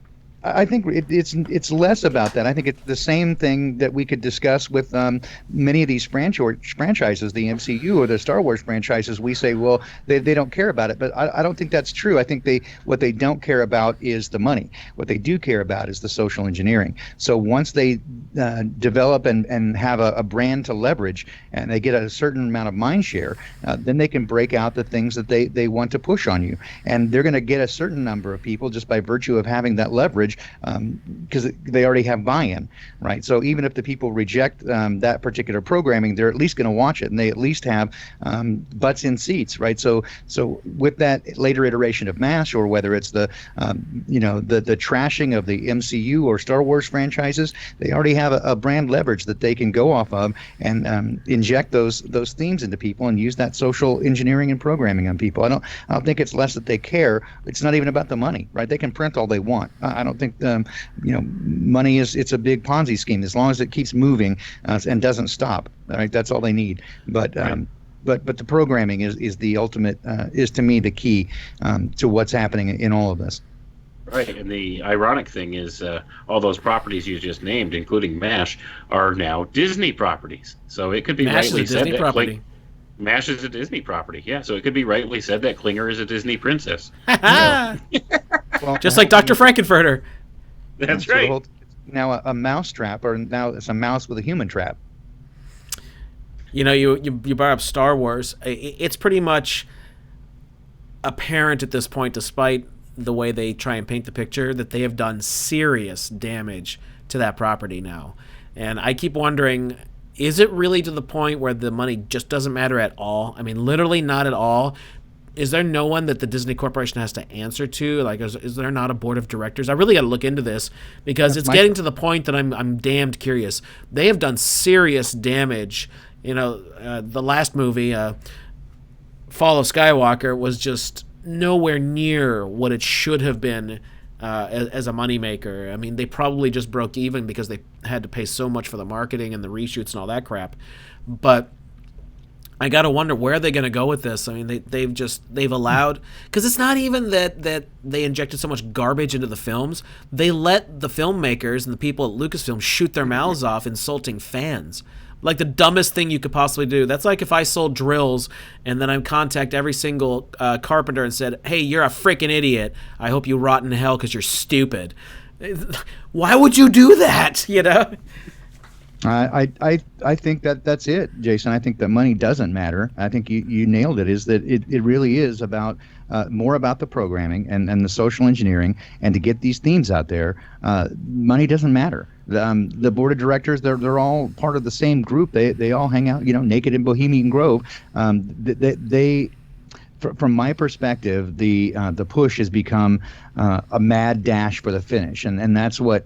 If there's anything that I find concerning in looking around, it is that they are beginning to drop the pretense of hiding it anymore, and just it's a mad sprint to the end, and it's gonna be interesting, that's for sure. But yeah, when it comes to money, I think that I see it go out. They have a high budget. They make a big budget movie with no expectation of return. Well, that's what I keep bringing up. I mean, I know that this is all about social engineering. Don't ever think that I don't know that. I mean, I'm the one who keeps pushing it, as a matter of fact, as often as not. But anyway, we've only got half an hour left. Let's hit on our last couple points here.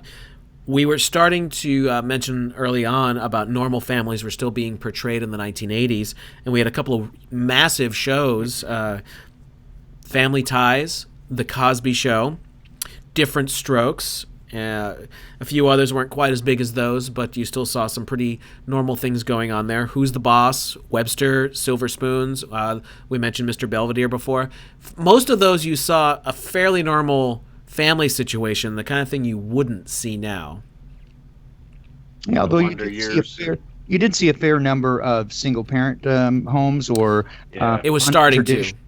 Yeah, non-traditional type families. It's really the first iterations that I can recall, other than like the courtship of Eddie's father and a few very strange things set that way. But yeah, it's mostly kind of semi-normal but dysfunctional. Like we mentioned, Married with Children up front, sort of a dysfunctional family, or somewhat non-traditional, or alternative family. They begin to introduce these ideas more and more. That's the thing. They were trying to shift from what we would consider your normal, typical family unit to something more non-traditional. And like towards the end of the decade, you had shows like My Two Dads. I don't know if you guys remember that one or not. Yeah. But yeah. So I mean, you have stuff like that, and then Full House, where it's all the single guys raising the kids, Yep. and things like that. I mean, so you could see how it shifts, like what is the norm, and like other shows, like I'm remembering Alice, the one where she was the waitress at the restaurant. She was a single mom, and then One Day at a Time, she was a single mom, that kind of stuff. So I mean, they were portraying that throughout the course of the decade, but you could see how it gradually progressed, where they were still representing what we would consider like your typical family unit, but then they were introducing these other family unit types and making them more of a normalized thing. So you could see how this progresses through the course of the decade too. And another major theme, which is kind of it's not well, it's a little bit hidden, I think, or it's a little bit more subtle, is that this is really the last decade that you see, well, I'd say maybe even the 70s was the last decade that you see any of the major television characters living in a rural setting. All of them have now shifted into cities. So like Waltons would have been one of the last ones that you see in a rural setting. I can recall when we were talking about this previously, Jason, with you and Crow, is I noticed that even like Green Acres was the top ranked show for 8 or 9 years, and while it was still at its top, they canceled it. Right at the beginning of the 1970s when we were looking at decades, right? So they really pushed everybody out of rural settings and into the city, and now there really is almost no, primary character that's living in a rural setting other than the idea that they hate it and it's hell, right? So Schitt's Creek or whatever, right? So the idea that the mindset is that everyone who's anyone lives in a city, that you don't count if you live in a rural setting. And I think this, to me, speaks to the long-term idea of Agenda 21 and Agenda 2030 is getting people entirely into smart cities. Well, Little House on the Prairie is the only one that really kind of ran its course from the 70s into the 80s, and they let that one go on. I remember that being on for as long as I can remember in my childhood. And then, of course, Michael Landon went on to do Stairway to Highway Heaven, to I think Heaven. was the next one he did. The one where he was an Highway angel. to Heaven. Yeah, Highway to Heaven. Highway. Stairway to Heaven, that's Led the one. Zeppelin. shows you what's on my mind. That's okay. Baldini mentioned the Aussie song before. Yeah, I know. Suicide Suicide Solutions. Yeah, why not? You can see how these things all cross over anyway. So It's a crazy train, man. It is, totally. I'm going off the rails. So let's talk about something else that was really big in the 80s that definitely, when the gears shifted into the 90s, just gone. And that's hypermaterialism. The whole concept of the 80s is one great big frickin' party. Two great shows to point that out would be Miami Vice and maybe even Magnum P.I., the money to have cool toys and do cool things on cool adventures. Even though Miami Vice was a little more gritty, still, the Crockett and Tubbs are going on cop adventures, But boy, didn't that hit the brakes at the 90s, man. You get Nirvana's Nevermind, and suddenly everything sucks. That's what I always say. And that was 91's the year I graduated high school. And man, I can remember even like girls wanting to look really pretty and do themselves up right at the end of my high school age and getting right out of high school. And then all of a sudden the grunge thing hit big time and everyone's cutting their hair off and dressing androgynous and getting a million earrings. I'm just like, I remember looking around at a Denny's one night. I was with my friend Matt and maybe one or two other people. I said, what happened? Like a year or two ago, girls went out of their way to look hot. I remember thinking that. And looking back now in my mid-40s, it's like I can see it. In my own memory, the changing of the decades is so freaking obvious. It's like, nope, different gear, click.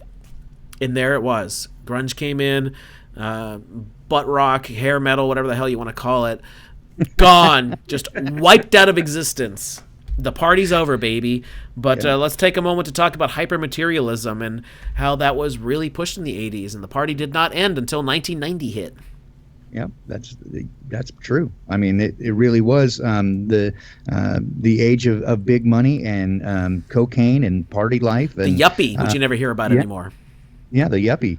And, the turned up colors and bright pastel colors. Yeah. Everybody, it was a big party going on. And it did that the brakes really hit when we got to the end of it and came into the 90s. So that's, that certainly is, to me, reeks of, again, social engineering. It's, one of the things I noted, Jason, in going back and listening to the Decades series that you and Crow did, really was that it is clearly non-organic, right? That the simply having the numbers attached to them is a completely artificial thing. In other words, society should, of its own, go through normal phases of change and growth.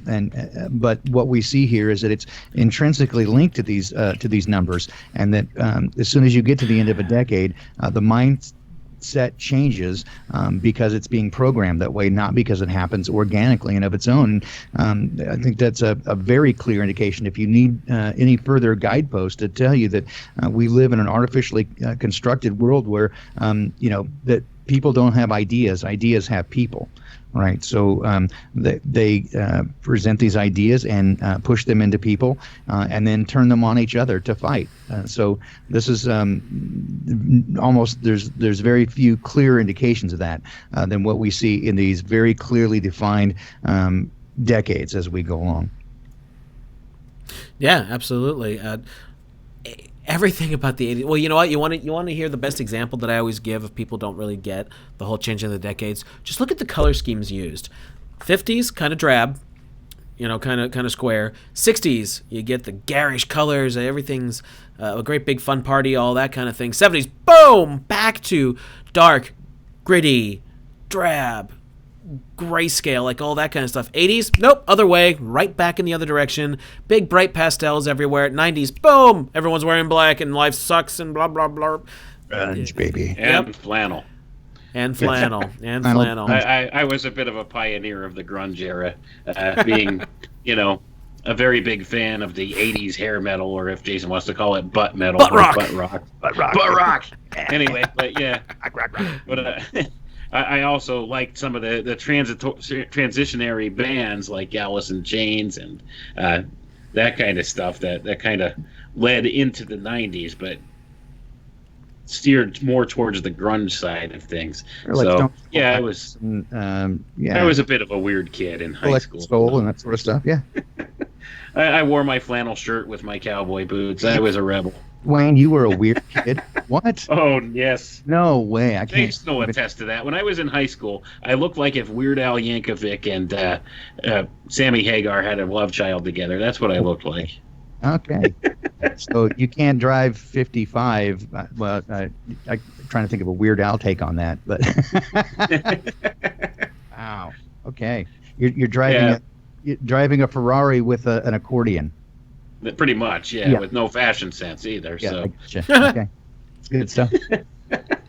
So how about something else that was huge in the 80s? And they did do this in earlier decades, but I remember becoming just super important to very young children. And that's Saturday morning cartoons, which we can then tie into the weekday shows that I was really big into. Well, I watched the Saturday morning cartoons as well, but of course I was younger then. The amount of stuff that's probably in those that I'm just not remembering is probably insane. But do you remember they'd even have preview shows for the upcoming fall season? Because the fall season was a big deal. New shows are coming out in the fall. I wonder why. And they what would it be, like 8 a.m.? I'm trying to remember now. 8 a.m. maybe to 11 a.m., something like that. Maybe all the way up till noon. But, you're getting up on your own. Parents don't really want anything to do with you at that point. You're getting a bowl of cereal and you're plopping down in front of the TV every Saturday morning and watching the Smurfs and God knows what else. I can't even remember anymore. What do you guys think?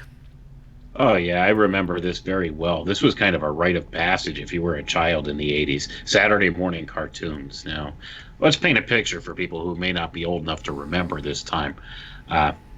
Back then, you didn't typically have cartoons on like you do now. Like now you have Disney Channel, Cartoon Network. There's cartoons on 24/7 now. Back then, you had Saturday mornings, and that was about it until later on, towards the mid 80s. Finally, you started getting cartoons in syndication on the weekdays, like right after school let out, in the afternoon, 3:30, 4 o'clock, that kind of thing. Was still I'm a little bit older, and they still have that, but that was typically on that one independent channel, right? So that would give you an after school, couple, maybe an hour and a half after school. You get Speed Racer, or Felix the Cat. We're talking really old cartoons there, but not much, and all the good cartoons were on Saturday morning. Precisely. I didn't get to watch the Saturday morning cartoons, with the Aquaman, Superman, and Super Friends and that sort of stuff. So all my friends got to watch it. I didn't Super Friends.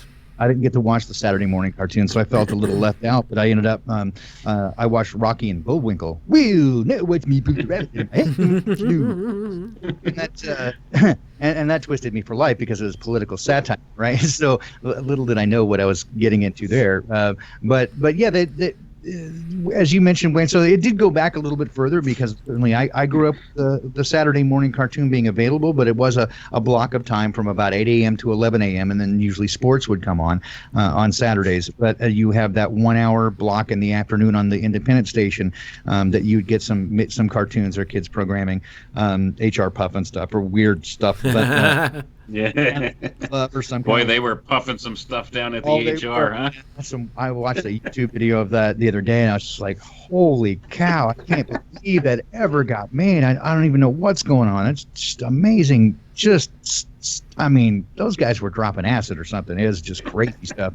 I can't even believe that stuff hit the airwaves. But yeah, that's it took certainly a very different turn from my viewpoint after the 80s into the late 80s, early 90s, certainly, where that big stuff became available all the time, especially again with the advent of cable TV, and you had more outlets for it, and then there were multiple UHF channels, not just the one or two, but you have the airwaves begin to fill up. With all kinds of channels of things, and so they began to be able to do more narrowcasting rather than broadcasting, and specialized content. But yeah, the cartoons, as I watch them now, the only time I watch them is to specifically like to look at research, and I'm shocked at some of the themes that are put into kids' cartoons that are not just very adult and theme oriented, but all the stuff that we talk about in terms of truth in the movies and lies in the news. I mean, that stuff is all over kids programming, and all the Illuminati symbolism that you find in cartoons going back through the 70s and 80s is remarkable. I just can't believe the number of eyes and pyramids and snakes and owls, and it's just it's crazy. Like I just never would have thought. It is they start them off young, that's for sure. Oh yeah, and a perfect example of this to look at from the 80s is the G.I. Joe cartoon. My heavens, did they put some stuff in there, like some hardcore truth in there. Yeah. The one episode has Cobra Commander brainwashing people through the TV and things currency. Like that. I mean, Cobra currency. Yeah. I love the concept behind G.I. Joe, though. Just who the hell was Cobra Commander that he had enough money to have infrastructure and armies and technologies that could fight the United States government? Like, holy crap, who the hell was this dude? He had his own harbor ray. He had a weather dominator. Weather control. Nothing about that. No. Nothing like geoengineering. Nothing like that. Ooh, no. Yeah, so chemtrails are fake, but geoengineering, we might have to do that. It's a bad idea, but we're going to have to cool off the sun. We have no choice. We have to do it. We have to. This whole runaway global warming. My heavens. Yes, we're going to try to save you. Although I did see an article today that says solar minimum for 30 years and mini ice age coming at you. So they don't know which way to turn now. Wait, that's from today? That's what they were. That was from today. Yeah. Well, what do we have to give Al Gore to make it okay? 70s? Pardon me? Wasn't that the 70s narrative? Are we going Yes, that was the backwards 70s narrative. Yeah, we're recycling it. But no, this was an article today. I think Science Journal that a new solar minimum. They're predicting a mini ice age for the next 30 years. I'm like, you guys make up your mind. So yeah, they went from ice age to global warming to now it's just climate change because they don't want to be held accountable for their predictions anymore. Well, they can't be wrong then. It's your fault. Give us money. How dare you? My TV done told me if I give them money, my weather'd be gooder. Who was I just saying this to? That only, man, I just had this conversation. Was it yesterday? Like, they're sticking it in our face so bad that an actually mentally challenged girl is put front and center to yell at people. And most people aren't picking up on the fact that, and I'm going to use a non-PC word here, she's retarded. Look at her. She is retarded. She would ride the short bus to go to school. Like, come on, man. They have a poor little retarded girl yelling at you. And the moment she's off script, she doesn't know what the hell to say. And I've seen enough clips of it to know that that's true. I mean, come on, man. They're taking the piss out of all of us. They're giving us the finger and spitting in our face. Couldn't be more obvious. No. And I mean, but if it weren't that, look at the number of people that believe that there's a Tesla Roadster in space. I mean, you can tell it's real because it looks so fake. And he specifically and blatantly, clearly, frankly said it's not space hardened or anything. It's just a regular car in space. Well, I mean, if you know anything about what the space is supposed to be, 10 to the minus 17 torr vacuum and more than 2,800 degree Fahrenheit differences between the sun side and the car would have disintegrated immediately, and people love it. They get angry if you try to tell them it's not true. So whether it's Greta or whether it's Elon, they lie to you in your face. And, the cognitive dissonance is too much. If you don't believe it, you have to admit you've been lied to. It's crazy. Yeah, that whole true. Air pressure in space, how does that work with tires? Well, exactly. So, I mean, if you think about the physics, a regular tire, right? It would immediately regular tire, right? Right, regular tire would have gotten immediately. Because at least on the moon landings, they tried to bullshit us that there was something different about the moon buggy tires. I don't remember what cock and bull story they said, but with this, it's just it's just a regular car. Yeah, rubber freezes at about, it freezes into a crystalline solid at about minus 40 degrees Fahrenheit. So we're talking it would have gone, but it's supposed to be in the cold side, minus 1800 degrees Fahrenheit, right? So it would have turned into immediately a crystalline solid, and then the air pressure, right, 10 to the minus 17 torr, and you're looking at pressure disequilibrium, it tries to resolve itself. It would have instantly, I mean, the entire car would have just demolished it would have disintegrated into nothing in a fraction of a second. And it just sat there pretty. I mean, you think of all the little plastic pieces on the dashboard. You think of the leather of the seats, right? So in the sun, it's supposed to be, again, 12 to 1400 degrees Fahrenheit and about 1800 degrees Fahrenheit cold minus in the cold side. And so you got one side of the car in the sun and one side not at 10 to the minus 17 torr. But it was pristine and just floating out there in space and looking ever so much like a heavy metal intro. First thing I noticed, yep. I even did that at my presentation at the conference back in November, and I went, "Oops, sorry, wrong image. How'd that get in there?" So yeah, perfect. But you have to remember though. Remember Heavy Battle? Remember, you've seen this before. You have to remember, though, the lunar lander got through space made of tinfoil and stuff and had no problems. So, why wouldn't the regular vehicle, the regular car, survive in space? In fact, according to they used their finest quality cardboard and tinfoil to put the lunar lander together. According to the designers of the lunar limb, the Eagle, it had about 3/100ths of an inch of foil. And in fact, if you weren't careful, you could poke your finger through it. Yet it was pressurized to 14.7 psi. Yeah. So again, 10 to the minus 17 torr. If you look at, you can go to YouTube right now and look at a video of a tanker car that gets a vacuum put on it, which is 4,000 orders of magnitude less vacuum, and it implodes instantaneously. So again, it's pressure disequilibrium, right? So I mean, like submarines that go 4 or 5 atmospheres of pressure. That's 4 or 5 atmospheres. That pressure disequilibrium is 10,000 times different than a full pressure going into space because it's the disequilibrium, right? So I mean, if you think that like tinfoil that you could stick your finger through is going to be safe going underwater, right? No, it wouldn't even do that, but we're supposed to believe that it's pressurized to 14.7 psi and surviving in the vacuum of space and radiation, and it's just it'll be fine. Don't worry about it. So ridiculous. It's okay. Everybody get on board the tweaker rocket. Let's go. Exactly.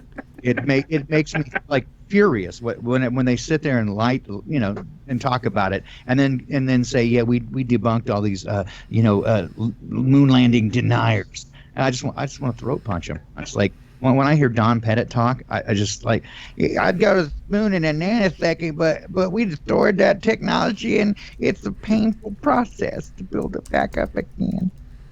Oh man. That's another guy who looks like he's not quite right in the head. Every time I see a clip of him, he's got googly eyes. I'm like, did somebody just bitch slap him right before he got on camera? And something's not right. He licked the windows of the short bus.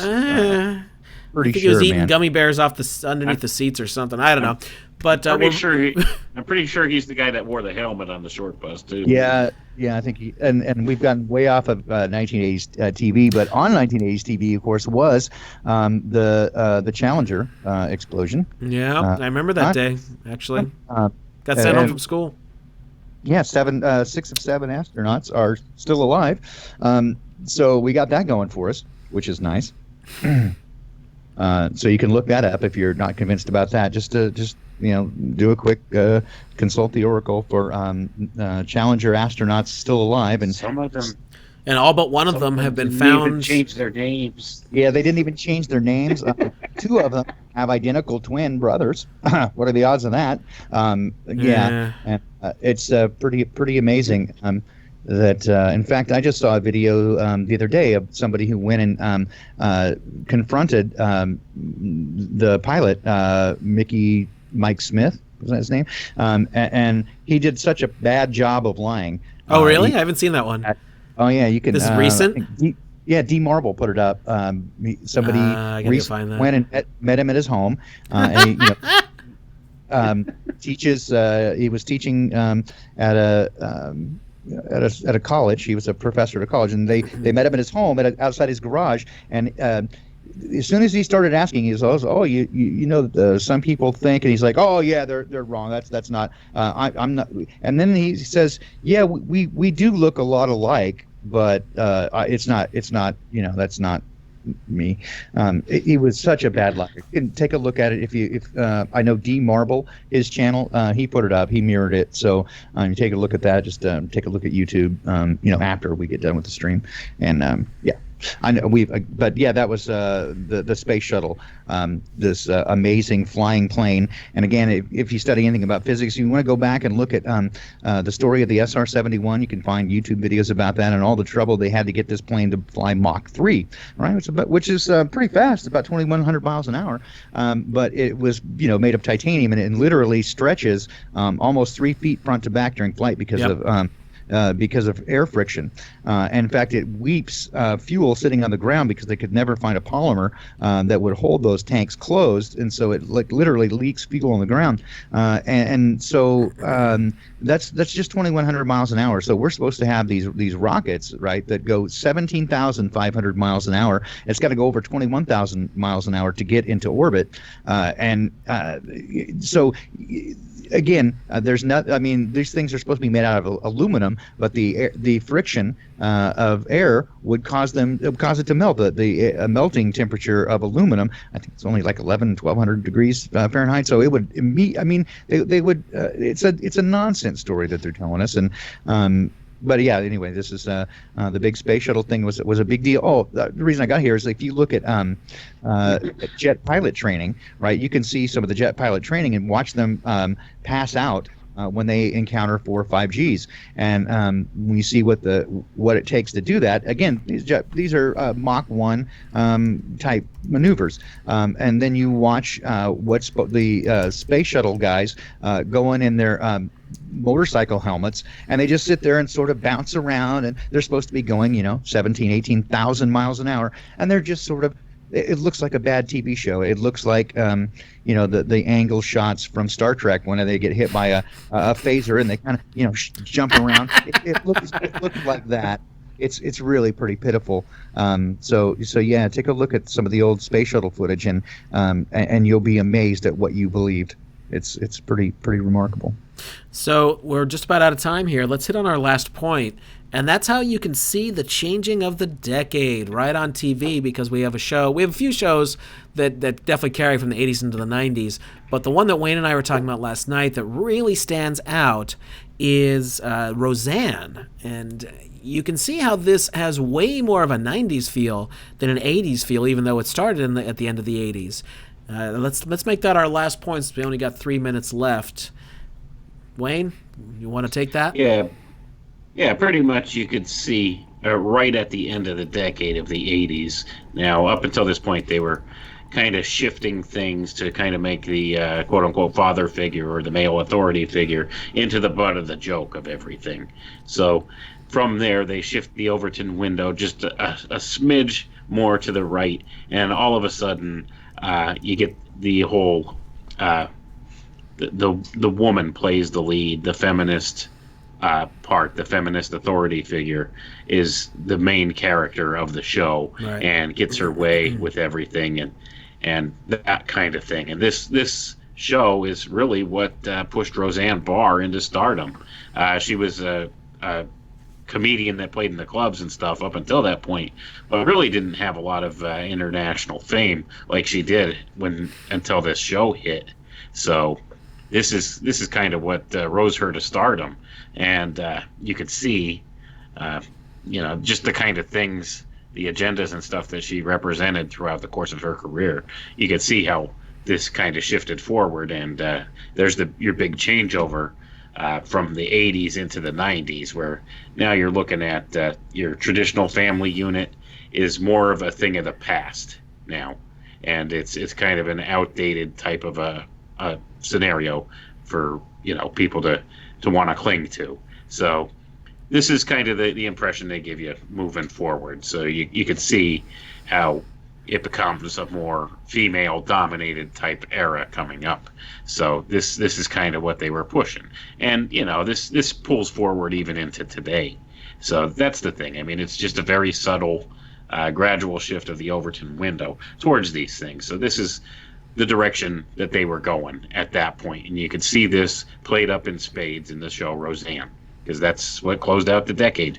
Is that kind of a type of a sitcom. And Roseanne turned into one of the biggest shows of the 90s, by the way. So there you go. There's your tee up. And now she talks about MK Ultra. So there you go. Remarkable, isn't it? Oh, nothing to see here. Nothing to see here at all. Well, is there any last points anybody wants to get in? We're just about there at the top of the hour, as Crow would say.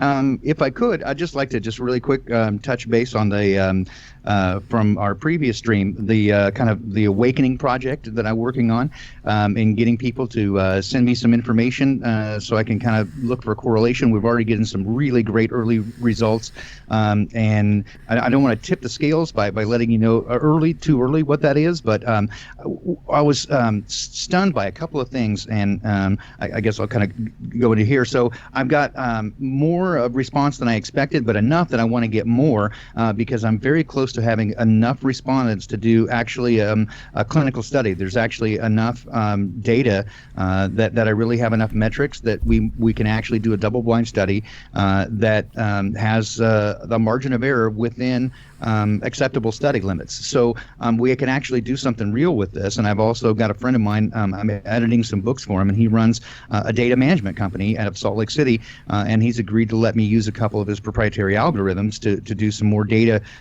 some pattern recognition stuff with this. So again, if you send me the information, that your data is not going anywhere else, I promise. But if you want to be a part of it, email me at unintended.consequences3 unintended.consequences3@gmail.com, and I'll tell you what information I'm looking for from you, and we're gonna hopefully gonna enter phase 2 here pretty quick, and I'll start releasing some of those results.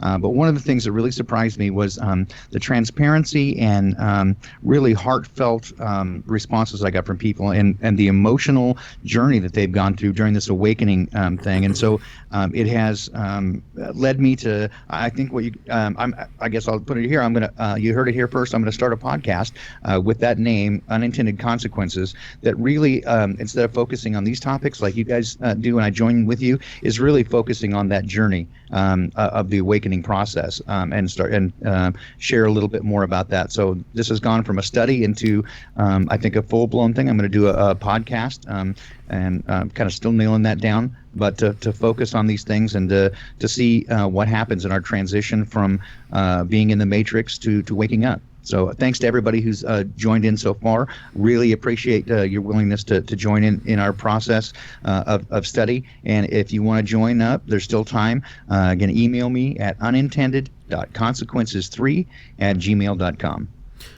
And Wayne is an author. Wayne, why don't you take a moment to talk about what you do? All right, I have some books available right now on Amazon and at pretty much any other fine book retailer. My first book I wrote is called The Alchemical Tech Revolution: Fulfilling Ancient Esoteric Agendas Through the Use of High Technology. And my most recent book is called The Autism Epidemic: Transhumanism's Dirty Little Secret. Very eye-opening book, and just saw an article today which actually is fulfilling something I predicted within that book. Talks about how Elon Musk is saying that he could use his Neuralink product that he's developing this year to treat things like autism and schizophrenia now. And this is a prediction I made a while back, and when I wrote the book, that you would see where they're going to start touting these brain-computer interface devices as possible cures or treatments for these different kinds of disorders like that. So that's something I talk about in that book. So, just an interesting little side note there, just that actually turned up today. Apparently he had said this on a podcast at some time in this past November, that this is going to be a possibility with this neural lace product that he's developing called Neuralink. So it's interesting, and it goes right along with my research into that subject and what I talk about in that book. So if anybody wants to check those out, I'd appreciate it. And I'm also working on my third book right now. That one's going to be called Cybernetic Messiah, Building the Antichrist System. So that one's going to be a very interesting and eye-opening book, too. That So if anybody scary. wants to... Yeah, it might be a little scary, but, it's going to be a lot of good information in there for people so they could kind of see the foundation of, how this whole control grid is being built and how it has its roots way back in the ancient past. So it's interesting and eye-opening because this has been going on for a long, long time. This isn't just a recent thing. This is not just something that's been in the planning since the end of World War II, as most people might think, but it's been going on for a long, long time. So that should be coming out sometime this spring. So if people want to check that out, that'd be great. Can't wait for that. That's awesome. All right, and of course, my name is Jason Lindgren. I do Secrets of Saturn. I just released a new episode the other day with Mark Devlin where we discussed the James Bond franchise. I'll still do those solo shows when I have time. Of course, every week, 8 to 10 p.m. Central. We'll be doing these live streams. We're going to keep doing these for as long as people give a hoot. And always find me on crow777radio.com every single week. On this coming Thursday, tomorrow, we are releasing John Brisson. We're going to be talking about gut health. He actually did the Shoot the Moon NYC conference that I did with Wayne, where we showed the film, had Mark Devlin, John Brisson, who am I forgetting? Wayne, who am I forgetting? Am I forgetting somebody? Just me. Well, you. And then, of course, our friend Billy Ray Valentine did put it on with us. So anyway, live radio. Sometimes you forget things. All right, and we want to do more of those, by the way. We're still trying to figure out where would be the best place. We're kicking around Philadelphia. A lot of people said they would come to New Orleans if I did it here, which would be easy on me, of course, because this is my neck of the woods. So we're trying to figure that out. And last but not least, don't forget our sponsor. Randy from Houston has a cool product called Lower the Friction. I have been getting 4 miles per gallon on average better since he changed my oil and put it in there. So go to lowerthefriction.com, put in promo code SOS for 5% off. And if you do it, please let us know because we actually want to get testimonials. I know a good bit about this product. He gave me the full backstory, and it's not snake oil. It's not some made-up nonsense. I would never back something like that. It's definitely something that's been on the market before under a different name, got pulled off by the gentleman who had invented it. So there's a big story behind it. Maybe Randy will tell it sometime. I don't want to make the live stream just a great big commercial, so obviously I'm not going to do that forever. But anyway, there it is. Thank you so much. We had over 200 people for most of the live stream, so this is getting slowly but surely bigger. Thank you to everybody for showing up, and we will see you next week. Thank you, everyone.